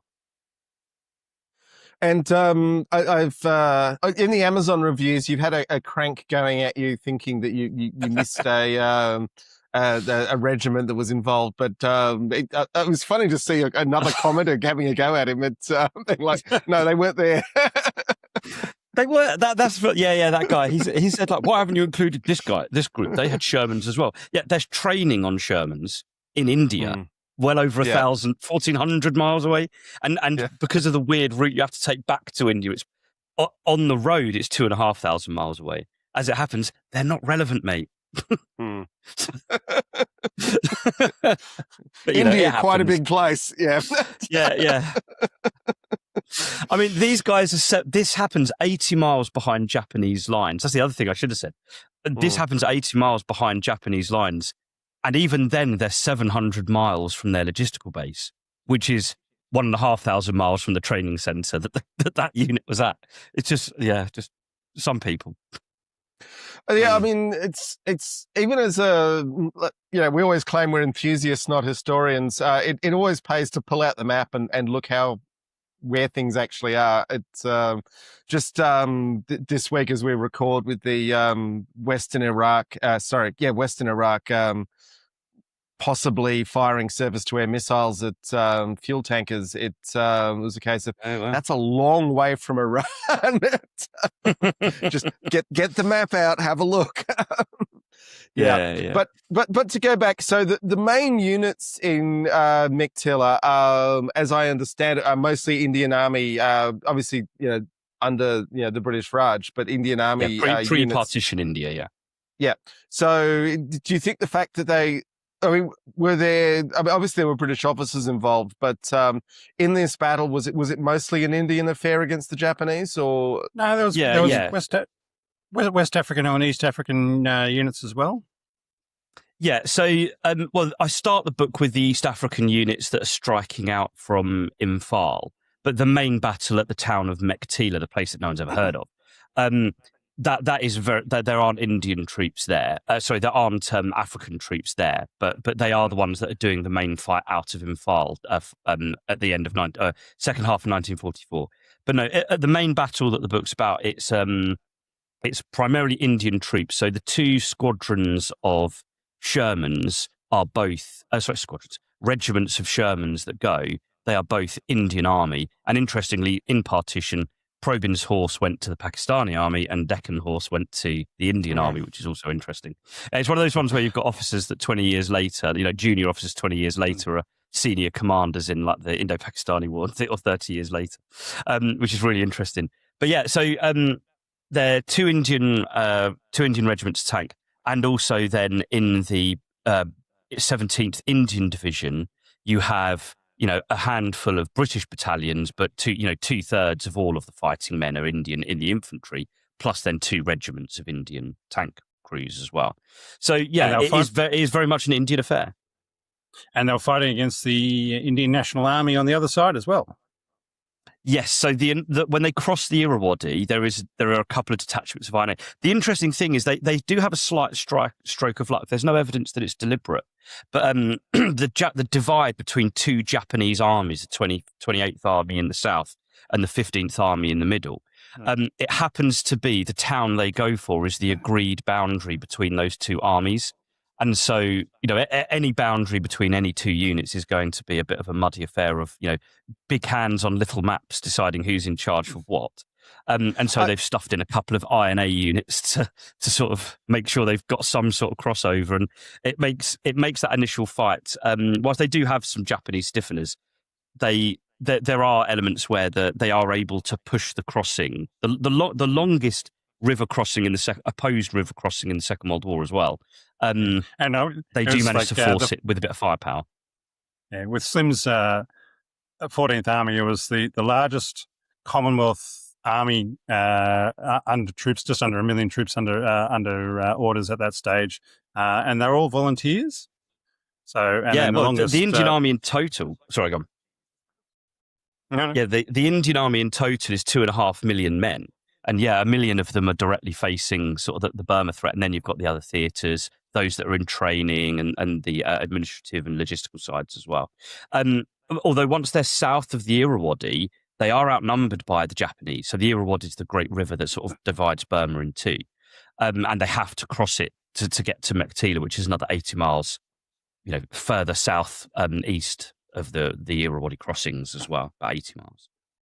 When you're talking about the two armies, attacking at the join, I'm reminded of my favourite Slim quote. Well, second favourite Slim quote, where he said, the British Army always fights uphill where four maps meet, and was he aiming at that join? Scales, and all the maps are different scales. Just remember that. So, what was the question there, John? Sorry, the question is, was he aiming at that join because he's so used to how painful it is to fight at these? Did he have intelligence? Did he have intelligence to say that this is the place to? Because every army always wants to aim between the two organisations, because that is, as you say, is going to be where the less communication is, and less direct, less command and communication is going to be occurring. Well, so did he have intelligence to aim there? Well, nothing that I've read on it, including his own words, seems to suggest that it was a deliberate move, because it's very much because this is again longest river crossing in the Second World War, opposed river crossing, and yet they plan it in a few days. It is not because the big thing about this the crossing of the Irrawaddy at this point is they have assumed the Japanese will do what they've done in pretty much any other theatre, in that when they're being pushed back, they fight tooth and nail for every inch. And they don't. They withdraw across the central dry belt. So a big thing about this battle is the fact it takes place in some that's almost desert-like conditions. And because the Irrawaddy runs through the middle of this central dry belt, but the Japanese have always fought tooth and nail for every inch, Slim just makes the assumption the Japanese will fight on that central dry belt north and west of the Irrawaddy, close to his logistical bases and as he's advancing. And he wants to fight on the central dry belt because his tanks, artillery, air power will have huge advantages over the less mechanized and, to be honest, light infantry Japanese army. But they actually fall back behind the Irrawaddy, which completely takes them by surprise. So they're not quite prepared for a combat crossing. And so they haven't really had enough time to build up a combat intelligence picture of exactly where the boundaries are behind this new front line that is the Irrawaddy River. So no, there doesn't seem to be any evidence that it's a deliberate move. I mean, maybe it was, but there's nothing obvious in the records that I was looking for this. Now, when we're talking about the combined arms aspects of it, now we've got Sherman's. Did they still have Lees and Grants going around at that stage? And yes, they do, but not in this battle. They're further north with a different tank brigade. These guys were kept in reserve at Imphal with their new Shermans ready for this invasion, and the Lee Grants were kept in action all up to this point. They barely had a rest. Kohima and Imphal. And with the artillery, I know we had Sextons coming forward. Did they have towed artillery? I'm assuming they had towed artillery as well as moving forward. Yeah, so they do have towed artillery, but interestingly, they don't actually use Sextons here. Because of the nature of where all their stuff is coming from America, all of the Sexton production is aimed towards the west coast of Canada to be shipped across. So because the Americans are already sending priests to the Pacific, it's decided that would just be far easier than shipping Sextons into different places. So they're using priests here, the 105 millimeters. They just think that the difficulty of ammunition is easier than the difficulty of shipping Sextons to the west coast. So did I say west coast? My mistake. Yeah, I knew it was some. You know what I mean? Some sort of Sherman/Ram chassis that they've just chucked a gun into. Yeah. There's one of the guys in the book. Is honestly, he's brilliant. His son, contacted me, basically with some film footage that he took about 20 years ago, and he was a forward observation officer driving around in a Sherman, but for the priests. And he was this fantastic bloke, because in these videos he would be like, I was charging around the desert, and it was the most wonderful time. I was shooting from the hip and all this stuff. And he did that thing that some old soldiers do, and he sort of drifts off into memory, and he just goes, yeah, it was great. It was great fun. It was great fun. This sort of thing. He was amazing. I mean, life was better when we were young. That's always the... Yeah, and he's talking about like a really grim battle 80 miles behind the lines, and it's great fun. Yeah. And look, when you're talking about the combined arms again, look, cannot overstate how much they relied upon the air support, air transport of supplies and landing in the reinforcements and so forth. I mean, that was a big aspect of of what they were trying to do. Yeah. I mean, I suppose should we get into sort of the nuts and bolts of why I argue that it's the greatest combined arms battle? Please do. Yeah. So the battle itself actually starts. We sort of mentioned the Irrawaddy crossing there. The name Thunder Run starts after the crossing of the Irrawaddy, because and the way. So what I've done with this, and what's brilliant is I'm very pleased with this, is that this name is beginning to stick for this operation. I've seen it on things like the Imperial War Museum did a video recently where they called it that. But basically, when I was studying for my master's dissertation that became the first book, Forgotten Armour, I did a chapter in that on Mektila, but it was at the same time we were studying the 2003 invasion of Iraq, and also it was February 2022, so it was when Putin tried to attack Kyiv in a southward direction from Belarus in a similar sort of fashion, he sent sort of like a mechanized column down main roads. And sort of we were comparing, what did the Americans get right? What did the Russians get wrong? And also then what I then applied to this battle. And I was like, this story is too good. I need to do another book on it. So what happens is it leaves the Irrawaddy base at the Irrawaddy crossing point. And these 2 regiments of a tank brigade, and then 2 brigades of a division. The 3rd brigade is going to be flown in later. And they charge up this road, about 3,000 vehicles with air cover as well. They're being supplied by, like you said, Rob, they're being supplied completely by parachute drops until they capture an airfield, and then there'll be landing drops as well, or landing supplies as well. And they just charge through Japanese positions. They have a couple of tough fights. There's one at Oyin where they first experience genuine suicide bombing. So earlier in the war, the Japanese tended to have suicidal attacks, but they are trained to survive if they can. Ideally, they don't waste that training, but it's considered one of the more dangerous jobs, tank hunting. But these guys literally just dive underneath and blow themselves up. They literally run out and dive under the tracks and blow themselves up. Where some of them have the explosives on a stick and they run up and slap it on the side. These ones decided that, they do away with the stick and just throw themselves at the tank.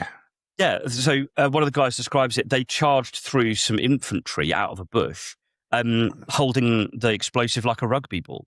Ducking and weaving like someone breaking through the line. So yeah, they charge through multiple different positions like this, and they get to Mektila itself. They surround it completely. The tanks skirt all the way around the outside, and because again it's all mechanized infantry, and they just crush it from multiple sides. And there's some really horrific street fighting. That's the other thing that we don't get. It's a quite sort of like semi-industrial town. It's been built because it's where all of the roads and the railway and an airfield all sort of meet in one place.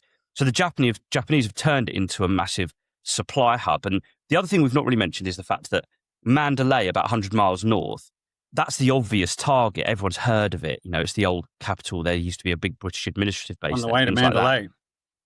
Exactly, on the way to Mandalay. Everyone's heard of the Kipling poem in the mid-20th century. And so there are lots of deception operations and real operations to capture Mandalay, where all the Japanese reinforcements have sent up there.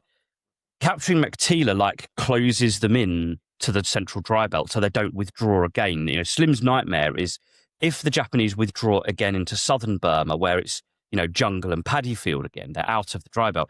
All of his advantages in tanks, artillery, air power will be neutralized to a degree at least, and therefore make the fight before the coming monsoon really difficult. And if they don't get to Rangoon, they can't be supplied by the sea, and they might have to withdraw further back towards India just to survive the monsoon, because the roads and the air power won't be able to supply them that far into Burma. They'll have to pull back and then try again the following year. And obviously he doesn't want that. They don't know that the atomic bombs are coming. So, that's the other thing. There is a massive ticking clock to this battle. They have to complete it and get to Rangoon before the monsoon. Finishing before the monsoon, yeah. Yeah. And I mean, in terms of the bigger war picture, the last thing they'd want is the Japanese withdrawing a large army back to Japan with what at the time they were still planning for an invasion. Yeah, I mean, there's another 100,000 soldiers here. And remember, the other reason why they're in Burma, is that there's another 1.5 million Japanese in China, and Burma really is about keeping China in the war at the end of the day. If you've got, all those men could have gone back to the home islands. Yeah. But yeah, so they capture Mektila, really grim street fighting, a couple of amazing Victoria Crosses as well. One guy, William Weston, literally is shot as he's approaching a Japanese bunker. He's 21 years old. He just pulls a grenade off his webbing and rolls inside and blows up from the inside, killing himself and those inside. I see some of my students at 18 years old, and I think they're only a couple of years younger, and it's just wild to me. And also another guy, Naik Fazal Din.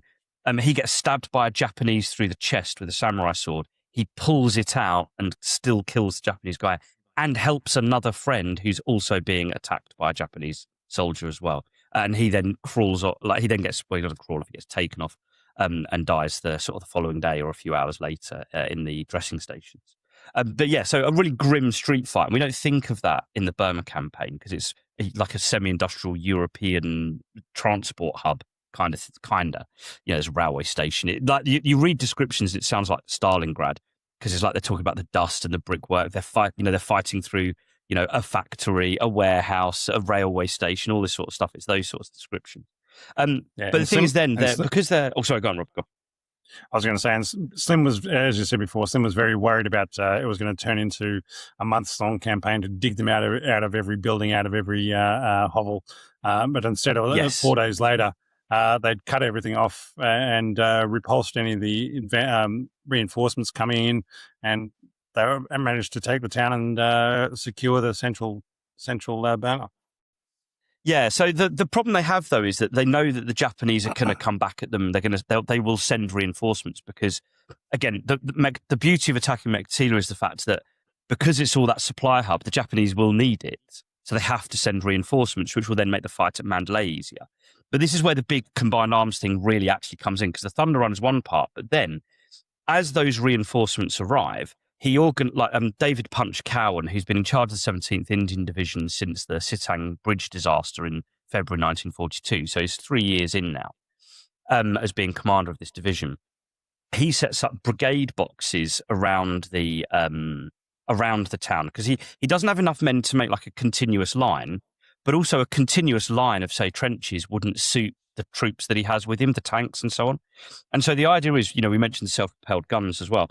Like a battalion of infantry, a couple of squadrons or a squadron of tanks from one of the regiments, and then a troop of the self-propelled guns, plus an RAF control post in a jeep, visual control post they're called.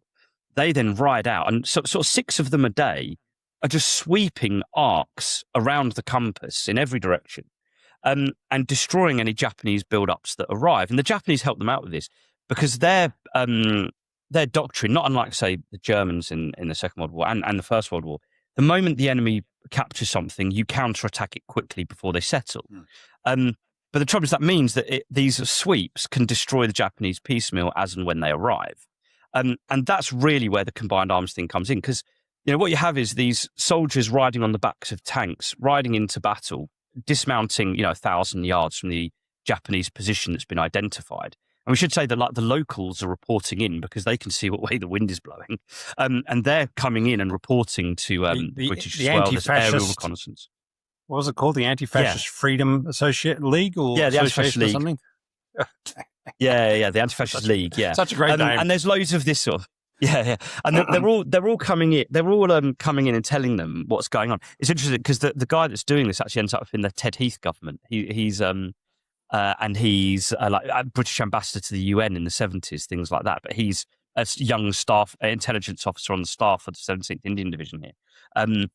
But yeah, and that's really the thing, is that they're going out and there are a couple of small tank skirmishes, but it's mostly against Japanese infantry and artillery, because the Japanese deliberately send basically all of 15th Army's artillery, including like 150 millimeter howitzers, 105 millimeter sort of siege gun stuff, as well as the normal establishment that would be in the divisions that attack. Because these because the 17th Indian Division plus which is 3 brigades of infantry plus another brigade gets flown in at the beginning of March or midway through March, and then the 2 tank regiments as well. They are attacked by 2 Japanese divisions, but one of them is green, never seen battle, and also is slightly undermanned, and the other one is very, very good, the 18th Division. They come south, having fought the the Chinese, Americans, and a British division up in the far north of Burma. They're like the Japanese commander Kimura. He says they're his best division, and so they're attacked from these 2 sides. But these armored sweeps just overwhelm them, even though they're outnumbered and they're 80 miles behind the front lines. And it's literally, they drive up to an objective, the infantry dismount, the self-propelled guns lay on a chute, the tanks and infantry advance in, and then they just sweep through the objective. And this is how, and the thing that's important is this is how NATO intended to defend Europe with brigade groups to Japanese advances. Is you send a much more high-tech brigade group to attack a Japanese a Russian incursion into, say, the North German plain, all that sort of thing.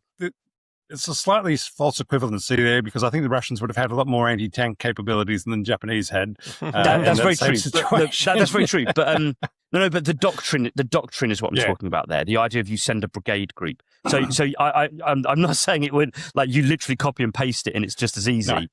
But you overwhelm them with greater technological ability, is what I'm saying, in a brigade group that is sent to an incursion because the enemy have mass, but you use your technology in this particular way. So I'm not saying it'll be the same. I'm just saying it's the doctrine. Yeah, and as I think the big thing is the command and control and communications between your organisations to be able to make them all work together, so that you can ensure that your tanks are going in the same place, your artillery is going, as your infantry is going, as your air support's going, and where you go. Whereas that probably all those four things have probably been separate in a lot of other places. And that's things that they're really beginning to bring those things together in a way that hasn't necessarily happened. I mean, it is happening in Europe as well, but the thing here is the overwhelming nature of this victory is complete. You know, the Japanese are crushed by this particular battle.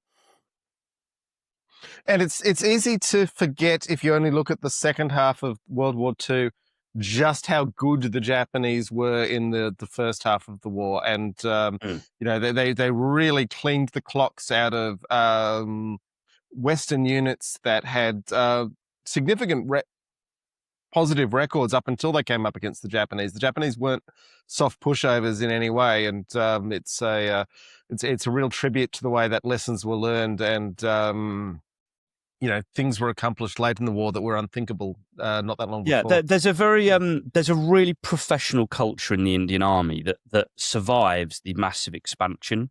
You know, there's a machine gun officer that fights in Mandalay called John Prendergast, and a really interesting quote that I liked of his was he talked about how, like, amongst all his brother officers and British units, you know, once the unit had clocked off on training, they had clocked off. They went and played football. They went into, if they had leave, they went into towns and things like that. Whereas in the Indian units, when he moved over to the Indian Army, he noticed how, you know, clocking off time at the end of a day's training, and then he'd see his Indian soldiers would be, you know, spending the rest of the evening with, you know, the machine gun manual for the piece of kit, and they're there reading it and then trying to memorize it, closing their eyes and saying it back to themselves. Now these are, like, you know, 18-year-old guys that were, you know, coming from rural backgrounds in northwestern India or something, or northern India or something, and they're treating it like it, you know, almost like they're studying for a degree kind of thing. Whereas a British soldier would go off and play football or go and get drunk. His guys are spending the evening memorizing the training manuals, and that's always that thing that typifies for me. There is that thing about British soldiers, how you don't talk shop after we've done for the day, and all this sort of stuff. You know, you don't talk about the training. You're in the mess to then enjoy yourself. That the Indian Army is completely different to that. There is much more of a culture of lesson learning. And also there's a freedom in the Indian Army. In the British Army, they don't want divisional commanders saying, this is what we've just tried and this is what worked, and putting out a pamphlet and sending it to other units. In the British Army, they're like, no, we want control at the top of this sort of information. Whereas in the Indian Army, it's very much, no, yeah, you did a thing, share it. Okay, let us know what you did and what you tried. And that just means, like, so a really good example of that is after the Battle of the Admin Box. There is, within a couple of weeks, information being sent to the units that then fight at Imphal and Kohima, including 17th Indian Division, who are at Imphal. They get information from the 5th and 7th Indian Divisions at the Admin Box and 2nd Arakan campaign. And they learn how to make those brigade box work. They learn how to make tank fighting work, because they've taken the training of 1943, but then they've tested it in battle and they've shared it on. And that happens less in the British Army, whereas that happens a lot in the Indian Army, to a much greater degree. Okay, that is an interesting observation. Thanks for that, Jack. Yeah. So the way to think about it is the Indian Army allows people to share things sideways, whereas the British Army wants everything fed upwards and then going back down through the chain of command. Whereas the Indian Army, it's like, send it sideways. We're quite happy with that. If it works, send it. Nice one. Is there anything else you want to mention about the book before we close up? I mean, why should someone buy this book? Yeah. The main thing is that, again, you know, I mentioned this a little bit earlier. I'm very, very interested in the story of the people. So the thing that happens with this particular 1945 battle is it's often just treated at a very high level of, it's, the real important battle is in Fal and Kohima, which, don't get me wrong, they are very, very important. Yes. But the Japanese taking a lot of reinforcements. Protecting the Japanese the southern flank of China and northern India and so forth. And what happens there is that they lose 50-odd thousand men, but they do bring in another 30,000 reinforcements, and that's always forgotten from the story. And once the Allies get into Burma, their assets will begin to have to be withdrawn the deeper you get into Burma because of the reliance on air power. So they keep having to withdraw divisions. So as they get further from their own supply base, they have to weaken their own hand just to make sure that what is there has the ability to fight. And so this battle or this campaign in 1945 is so often seen as like the mopping up. Imphal Kohima was the big thing. There was an awful lot of fighting left in 1945. Yeah. And Japan this is the great was not on the masterstroke. back foot yet. Yeah, it's not on the back foot yet. It's being pushed back. It's having setbacks, serious setbacks, but they still need to be broken. And in particular in Burma, the battle at Mekhtila is the one that breaks them. Because, the fighting at Mandalay is important, but remember that the fighting at Mandalay is drawn off to support Mekhtila, where rather than, say, the Japanese just leaving Mekhtila be and fighting Mandalay, they have to draw reinforcements off. So this battle was really, really important to breaking the Japanese and getting to Rangoon, because the thing is they fight for five and a bit weeks at Mekhtila, but they then, end that one town. But the 400 miles to Rangoon is another 5-6 weeks. And so they've broken the Japanese there, and then they've not had to fight them in the jungles to the south, which they get through very, very quickly. It's also really the last big pitched battle, like properly pitched battle, big operational plans, rather than, say, battles that are scratched together at a moment's notice, like Pure Boy, which is in April. That's a big battle, but really the Japanese are in disarray. They're really just in a couple of small, disorganized groups. It's a vicious fight, but it's not really a big pitched battle. It's just they come across them, they send some guys around behind them and then crush it. This is the last big pitched battle. And what I've loved to do always is try to get as many of the eyewitness accounts there. So, I do the big strategy, but it's normally the way of getting down to then telling you what the fighting is like on the ground as well. And, a lot of people have described it, to me very kindly on social media and stuff. It's a page turner. They enjoy the narrative of it and getting through it and the sort of the excitement of it. Because, again, we just don't think of these amazing modern maneuver battles taking place in Burma. So it's one of those stories that should be out there. I joke that, I joke that it's the greatest combined arms battle of maneuver, of World War II. We all know what we're doing here. But I would at least try and stand it up as best as I can, but I would at least ask people to read it and make their own minds up on it, because honestly, it blows people away. I think, because you just don't think this is what happens in Burma. You just don't. Nice one. And Jack, if people want to hear more from you, what's the best way for them to follow your stuff? Yeah, of course. So I'm at History Bausch on all of my socials, or just my name on Facebook, if that's what you're on. And also, of course, I do a podcast with Robert Lyman on the Burma campaign called the Forgotten War Podcast. So Robert Lyman, obviously of your parish, he's often is forgotten, but he is an Australian. He's born in Australia when he moved to here. He moved to Britain when he joined the army. When he was on, I can't remember what it was. There was some program in the late 70s, early 80s, whenever it was, where he was enlisted in the British Army in Australia. They were out in Australia recruiting, and that's how he ended up in Britain. But he is an Australian, even though he doesn't sound it. Oh, well. Nice one. Okay, well, Jack, thank you so much for coming on the show and telling us about your book. Thank you for writing the book as well. We hopefully will talk to you when the next book is out. Thank you for that. Yeah, 2027. But yeah, thank you, gents.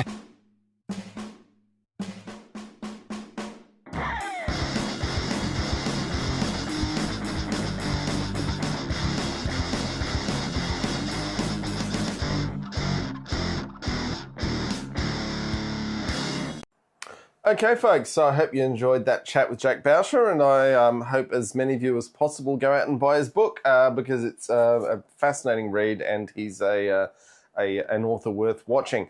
And he wants to say an easy read as well. Yeah, no, he's good. He's just good at what he does. All right, so we need to thank the patrons now, Rob. Wonderful, wonderful people they are. Sexy, good looking, and smell very nice. Yeah. Now Hans Vormhat has given us another $30 as well. So thank you, Hans, for that. But in terms of the patrons, the Artissifer tier, who get the interview early and the ad-free video and audio of the show, we have Brian Jenkins, Pear, Cornelius Weber, Chris Peze, Anton Gorbanov, Maximus, Chicago John, Hans Vormhat, Johnny Oot, Monty, Jacob Kaban. And then the Apprentice tier, who also get the ad-free audio and video of the show, we have David Mulvaney, Scotch12, Floaty Burb, Steve Matthews, Jamie Stokes, Guy Hook, Jay Beckman Strauss, Hans Wang, Henry Hemmer, Dan Sepienza, Christoph Keller, Tony L, Elliot Spicer, Russell Phillips, Red Rum X, Callum, Steve Broomfield, James Van Dyke, The Rain Man, Joe M, and Mark Dorner. So on that note, Rob, we will... hope you're going well, Mark, in driving around the Kentucky, did we say? Yeah. Switch the slideshow to the second half. There we go. There's something for you, Alan, on the screen now. But yes, patrons and Apple Bastardry, so just noting that if you do want to join us on Patreon, do it through a web browser, not through an Apple app, because they'll keep 30% of our money. Or your money. And they've got enough money. Yeah, they've got a lot more money. They won't even spend it on us, beer. But, so we'll make sure we spend it on beer, all right? Mm-hmm. Okay, but yeah, totallytank.net is the place to... now, we'll get into the beer reviews stuff. soon, but right now we need to finish off some of the Commander's Reserve. Yeah, the Vomit Bombs, the Victor Bravos, the Vitamin Bs, the Victoria Bitters, so Monty has joined us saying, glad to be here for the first time. Bit upset I'm not able to drink along at the moment, though. We are upset that you can't do that as well. Well, I'm assuming driving a school bus or something. Well, yeah, whatever. Yeah. And from our point of view, a reminder that you can join us in our Super Rugby tipping competition on Super Brew. Just look for Totally Tank. And having been dead last in week 1 and 10 points off the pace, I've somehow picked up the next lot of winners, and I'm now in first place as of writing after 3 games, which is like 2 weeks ago. So we won't mention what happens in the next 2 weeks unless I'm still in front. I think I'm doing still pretty well. You're doing much better than me at the moment. Yeah, but it's been a very topsy-turvy competition. I think I'm still doing well. So yeah, I went from dead last to first, with them back in fourth. Anyway, just remember. Anyway, rugby, it's like war without anyone having to die. Yeah. And very rare circumstances. All right, just remember, if you are after an upset win, always pick the Fijian Drua when they are playing in Lautoka. Because, they win there a lot. Yeah, I tipped against them last week. Yeah. Anyway, friend of the show, Dr. Al Palazzo, sent us a little read about AUKUS and how it's not about the subs Australia will never get, but it's actually about the naval base in Western Australia that the US will get to service their own subs. So remember, I wrote this probably 3 or 4 weeks ago. A couple of More points. important now. Before the war started, anyway. A couple of points that... really hit home from the article from that and some of his other books. The Australian government is racing to build 1,200 homes for the US sailors who will be based in Perth when they don't actually want to build homes for any Australians. They promised to, but it's yet to happen. So there's a lot of promises of, we're going to build 1 million homes for Australians. Well, a lot of that hasn't happened. The second one is that China could nuke the base and Australia if there was a conflict. And whilst many people believe the US would look after us, they don't actually have a treaty with Australia that would retaliate, that the US would retaliate with nukes. So no harm, no foul for the US. Just ask Iran. Or ask the UAE how their umbrella's going. But yeah. 3, the Australian government has a don't ask, don't tell policy about US nukes coming through Australia. We do have a law that says ships and planes with nuclear weapons are not allowed in Australia, but we don't actually ask what the B-52s landing at Tyndall or the subs going through Garden Island in WA are carrying, and the US doesn't tell us. So it's all good. Yeah, it's perfect. All right, the Epstein War. But before we get... Oh, hang on. We got a little bit to go with the beers. So Gentlemen, bottoms up. Bottoms up. We'll work on these, and I will have a little rant about the Epstein War. So, first of all, we just want to say that a monthly podcast about tanks is going to struggle talking about an air-sea war, but there are some things we want to get off our chests. Firstly, let's remember that the US and Israel started this war to distract from the crimes of their heads of government. Bibi's going to go to jail as soon as he's not Prime Minister. So he has to keep the war going, and Trump wanted to keep the Epstein files out of the press. That's the only reason this is happening. There was no imminent threat to justify a war of preemption, and the US Secretary of State tried to frame the US involvement as preempting Iranian retaliation for Israeli attacks, which is, even from a beer-soaked basement in Australia, very obviously bullcrap. When we talk about dead schoolgirls, and I have seen the pictures of those tiny shrouded bodies, and I will never get over how angry I am about that. But we also talk about empty diesel Bowsers worldwide. Let's not lose sight of there being no coherent justification for this stupid war from the US leadership. They can come up with a reason after reason after reason, but none of them are coherent. They don't match. It's just whatever they say in the moment to justify it. But let's get into how stupid this war is and how lack of planning that's gone into it. I'm going to read now, because it doesn't take very long, the mission statement of the United States Navy. In full. The United States is a maritime nation, and the US Navy protects America at sea. Alongside our allies and partners, we defend freedom, preserve economic prosperity, and keep the seas open and free. Our nation is engaged in long-term competition. To defend American interests around the globe, the US Navy must remain prepared to execute our timeless role as directed by the Congress and the President. And I do not know what part of that statement is fulfilled by a Navy that has decommissioned its minesweepers and refuses to escort convoys through the Strait of Hormuz.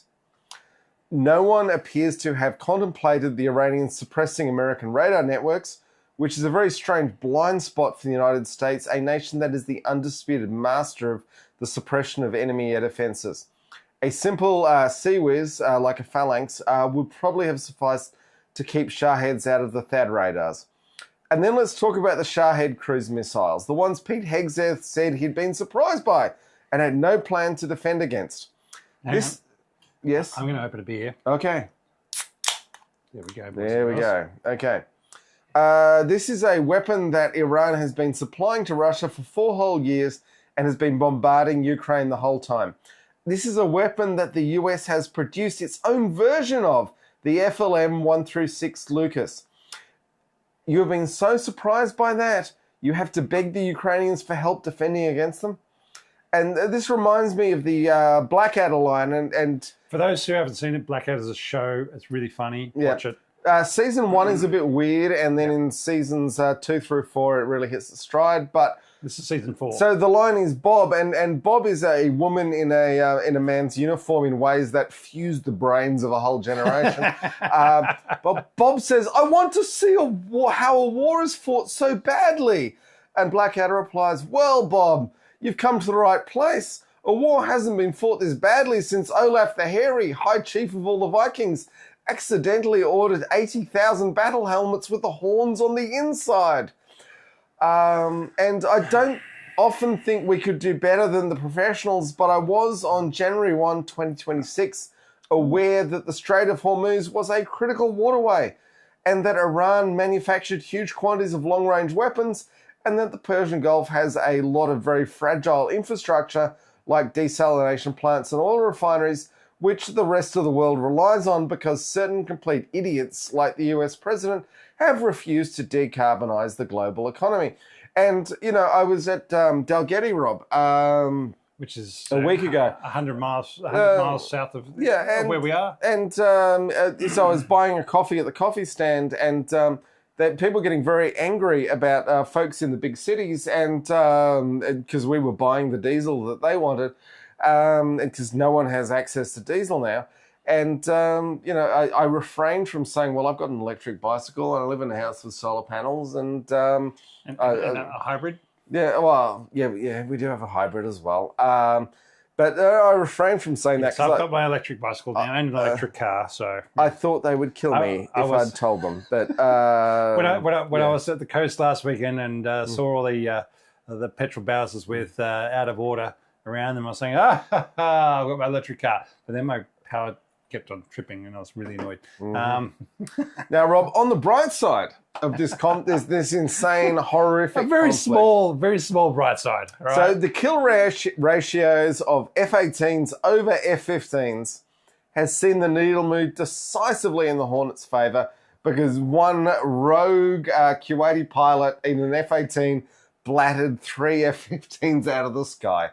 And the pilot survived. the pilots all survived, but I did see numerous former aviators saying it is possible to accidentally shoot down 1. It is conceivable to accidentally shoot down 2. It is enemy action to have shot down 3. 2 more, it is nice. Yeah. Well, with the tankers going down, the Ghost of Kuwait, maybe he's an ace already. But if you get 2 more Eagles to be an Eagle ace, that would be truly amazing. Yes. But, with the whole thing about Americans saying that, the F-15 has never been defeated in air combat, well, the F-18's shot down 3 of them now. So go Bugs. Go Bugs. All right, let's get on to some beer, John. Finish that up. Now, today we've got the, how do you want to say that one? Zvitek? So I know this well because the Polish club in Canberra is one of the best live music venues in this godforsaken town. And they sell... and also where our local political party meets for our beer hill pushes. Yeah. But anyway, the point is that Zviets is normally quite cheap, and it's 5-6%. 5%, 500 mil. 5% Polish lager in a tall boy that you can often get for like $10. Which is exactly what it cost me from the shops. And this is in honour of the 7TP because, well, what are you going to get for a tank that has multi-turrets? I thought, well, I could get a very heady beer, something like that. But I thought, no, I'll just keep it simple and stick with the Zvitek. Zviets. Zviets is how we pronounce it. I'm confusing my Polish beers at the same time. Anyway, it's a lovely beer, and I'm a huge fan of it. I've drank an enormous amount of it, and thank you, Rob, for bringing us some for this episode. Cheers. I established in 1856, 2 standard drinks in the tall boy. And lots of little writing that my poor old eyes can't see. It's going to go down. It's going to go down nicely. It tastes the hop profile is heading into stuff like Pilgrim, things that British traditional beers. So it's almost like a British ale hop profile in a light and fluffy lager. But the bigger point is that it's a great big can and it costs almost nothing and. For Australia. It tastes pretty good, and just remember, boys and girls, beer is quite expensive here in Australia. It doesn't stop us drinking it. Yeah, well, because we tax our beer more than we tax the gas that we give away to overseas companies. Australian beer drinkers pay more than the Australian gas industry, which is a big point here in Australia at the moment. Up until last week, we were the 2nd biggest exporter of gas in the world. But as of the Iranian airstrikes on the Qatari gas fields, Australia is now the #1 exporter of and gas. Our gas cartel are looking at the money and saying, we're going to take all of that and Australia's going to get nothing because it all goes to overseas companies. And because we pay, as we said, we pay more in beer tax than we get from our gas that we have here in Australia and ship overseas. Because our politicians are a bunch of useless. Anyway. Well, they're just owned by the gas industry. The big politicians aren't. Anyway, now, so what do we think of the beer, John? Very nice? Very nice. Well, I've just said it's a regular go-to beer that when I go to live music venues, If you're in Canberra, the Polish Club and Smith's Alternative are two of the best live music venues, and Descent, which we talked about last episode, is also great, and I don't know what their Polish beer position is. But, all right, Rob, what have we got to talk about now? All right, so the question is, how many wars will Trump have to start before he gets the Nobel Peace Prize? I thought he'd given up on that. He was No, the Japanese Prime Minister, she just said, I'm definitely going to be nominating you for the Nobel Peace Prize the other day. After he made a joke about Surprise and Pearl Harbor to her. I'm glad she could wrap her lips around that, but all right, just realise that she's very right wing. I mean, she's like the baloney. She's But I did love that moment where he literally said, "Oh well, you didn't warn us about Pearl Harbor," and it's like, but everyone in Japan's like, for 80 years you've been giving us crap about the day that will live in infamy. And what did you do? You dropped 2 atomic bombs on us. Yeah, and you dropped atomic bombs on us for it, and then it's like, oh no, suddenly we should have, no, it's business as usual to just attack people with no warning or no declaration of war. Yeah. All right. Yeah. The other one is, how many foreign leaders does it take? Does Trump need to take out until he's king of the oil, or how many millions of will die to try and distract from the Epstein files? Which is pretty much where we're at. Now, John, here's your joke, which I really enjoyed. Okay, so Rob, what is the difference between Iran and Vietnam? I don't know, John. What is the difference between Iran and Vietnam? So Trump had a plan for getting out of Vietnam. Boom, tish. Yeah. All right. Now, I was also wondering how Australia's strategic oil reserves being held by the US are doing. It would be a real shame if Australia started running out of oil, and when we asked King Don for access to our stockpile, he said, of course you can have your oil, just take Damascus for us first, because as we keep saying, Australians keep taking Damascus in world wars, and the third one will be there. So one of the oldest cities in the world. Yeah. On this point, though, it is worth noting that I made a mistake. For all our many criticisms of the Albanese Labor government, and they are not perfect by any way, when they came to power in 2022, they looked at the oil reserve situation that the previous government had entered us into and said, you know what, there's not much point having our oil reserves in US. So is that when we had 90 days of oil reserve, 30 in Australia, 60 overseas? And they just said, oh, look, we'll just sell off these 60 overseas and only have 30 days worth of oil in Australia. Yeah, look, that's a whole other thing. But the point was, the previous government, it was an awful government. It was terrible. The Morrison government, for anyone keeping score, had paid the US to store Australian strategic oil reserves in US strategic oil reserve holdings.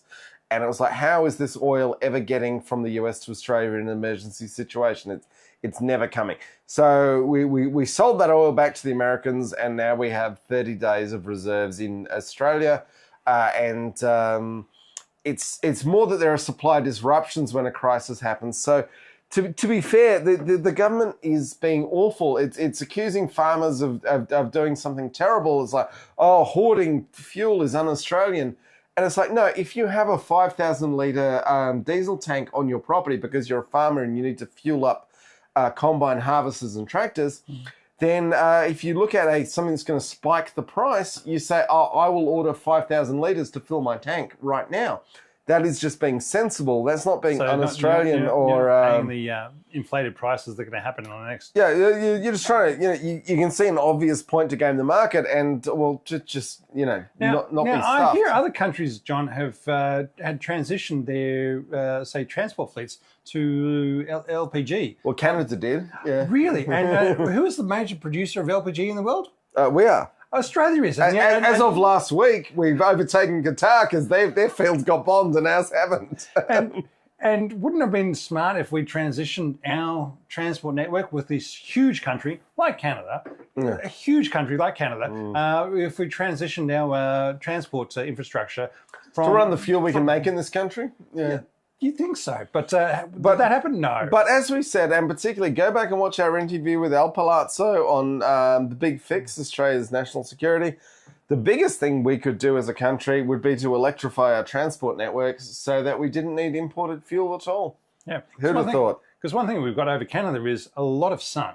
So much sun. So much sun. There is not a single Australian farmer who's ever said, I've had too much sun this year. It's right. never happened. All right, something a little less... Back to tanks. All right. Something a little less exciting, unless you're a logistician. Right, the 3 Baltic states have signed up to a military mobility Schengen area, which enables them to move defense equipment across borders without having to jump through admin hoops. So if any of the little green men start crossing the border, they can support one another without having to stop and check if they have the correct coloured road flags on their vehicle. So this is very important for Latvia, Lithuania, and Estonia.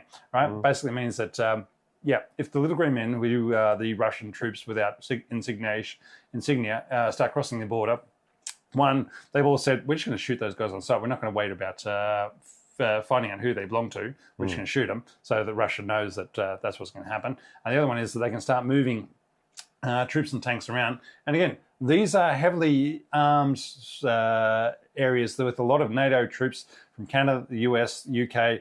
They're all in these 3 countries, right? So they've got Leopard 2s, they've got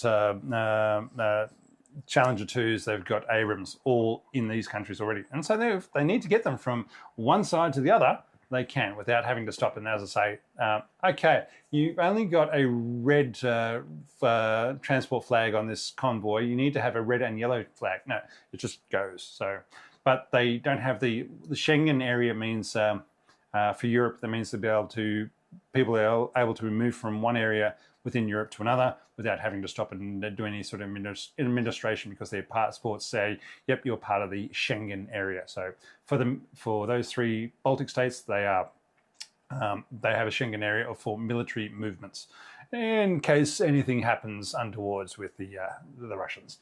Anyway, John. So one of the interesting things coming out of Ukraine at the moment is the Ukrainian dev droids. Beep, boop, boop, boop. Beep, boop, beep, boop. Yeah, which are basically Daka. little tiny. The tracks look like a World War II era Goliath, but they've got a big gun on them. And the important thing with the dev droids is they can be resupplied by other drones. So they drop batteries, they drop ammunition, and the droids can keep fighting.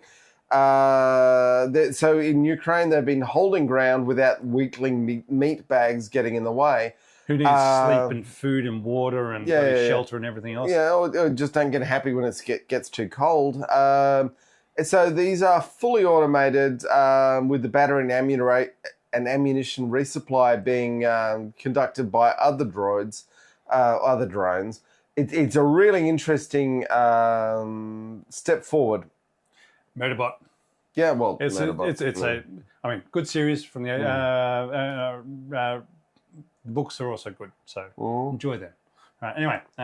So we should probably also mention that the Ukraine war is becoming much more fluid at the moment. This is interesting, but we don't know how it's going to turn out. Both sides are engaging in advances in the last week, which, they're advancing in different places against each other. It's almost turning into a fluid war of maneuver, which is much more interesting than trench warfare. Yeah, as soon as they find anywhere that's the minefields aren't so deep that they can get through. So anyway, control maps are getting weird because we got very sparse populations of actual human troops, and they're moving through drone haunted landscapes, and it's interesting and weird. All right, Rob, this is you. Okay, near to last, because I love that feeling of hope in dark times. Nathan Fillion has kicked off his campaign to bring back Firefly as an animated series, which, along with Red Dwarf, is one of my favourites. So, fingers crossed for more of both. Look, I'll admit to being a little sad that they're not going to attempt a live-action Firefly. Putting the band back together with an increasingly haggard crew, but, I get that this way Jewel State and Marina Baccarin can forever live in our minds as they were in that one. They are still such beautiful women, especially for... I get that they're both still so beautiful, and it's horrible the way, I've definitely seen Jewel State has all these people like, oh, why are you so ugly now? And just like, it's been 20 years, dude. It's, 25, Yeah, 25 years. And she's still a very beautiful woman. And and it's just like, why does she have to put up with these idiots? But anyway, all all I can hope for is I actually started rewatching the series the other day, even before this announcement came out, and just really looking forward to seeing whatever comes out of it. There is an element of Confederate coding that I don't love about Firefly. Well, the point is being on the losing side of a righteous war, and which is not Confederate coding. It might have come from there, but there was inspired by that idea. But anyway, and last. So Alan's asking, they're talking about animated verse. It's not live action what they're planning, but As especially with Alan Tudyk as being the master of the voice actors these days, doing so many characters. I mean, he's the Disney go-to man. Well, KSO 5 will be his greatest role ever, but anyway, dude, he's done so many more. I know he's done more, but hey, the chicken on Moana. I mean, who could have done that except him? All right, they made a character with nothing else that just goes. Anyway, lastly, some more good news to share. We're going to Armour Fest in Cairns. Armour Fest, the one in Cairns this year. So get your tickets, come join us, ride tanks, drink beer, and hang around talking tanks with like-minded individuals. Now, just for our international audience, Cairns is the international visiting hotspot for Australia. You've got the Great Barrier Reef. There's helicopters taking you out there all the time. None of this is cheap. This is not a cheap excursion. But everyone who can make it, we will have a great time in the pubs every night while this thing's going on. And as I was saying, there will be money over the bar. You will be drinking beers on us if you come along and say, "Hey guys, I listened to you. Let's go to the pub." And we'll say, "We're going to this pub tonight. Come and join us." All right? Yeah. And there are. We can't announce it because it's not our role, but there's a lot of interesting people coming this year. So it's as long as the world doesn't stop flying in the next 6 months. There might well be a panel discussion that we may or may not be involved in. But anyway, it's going to be awesome. So we strongly recommend you come. And on that note, Rob, we are at we're over 2 hours. We are done. Let's let everyone go. Thank you so much for watching and listening and being part of the show. And we will see you soon. Anzac Day next month.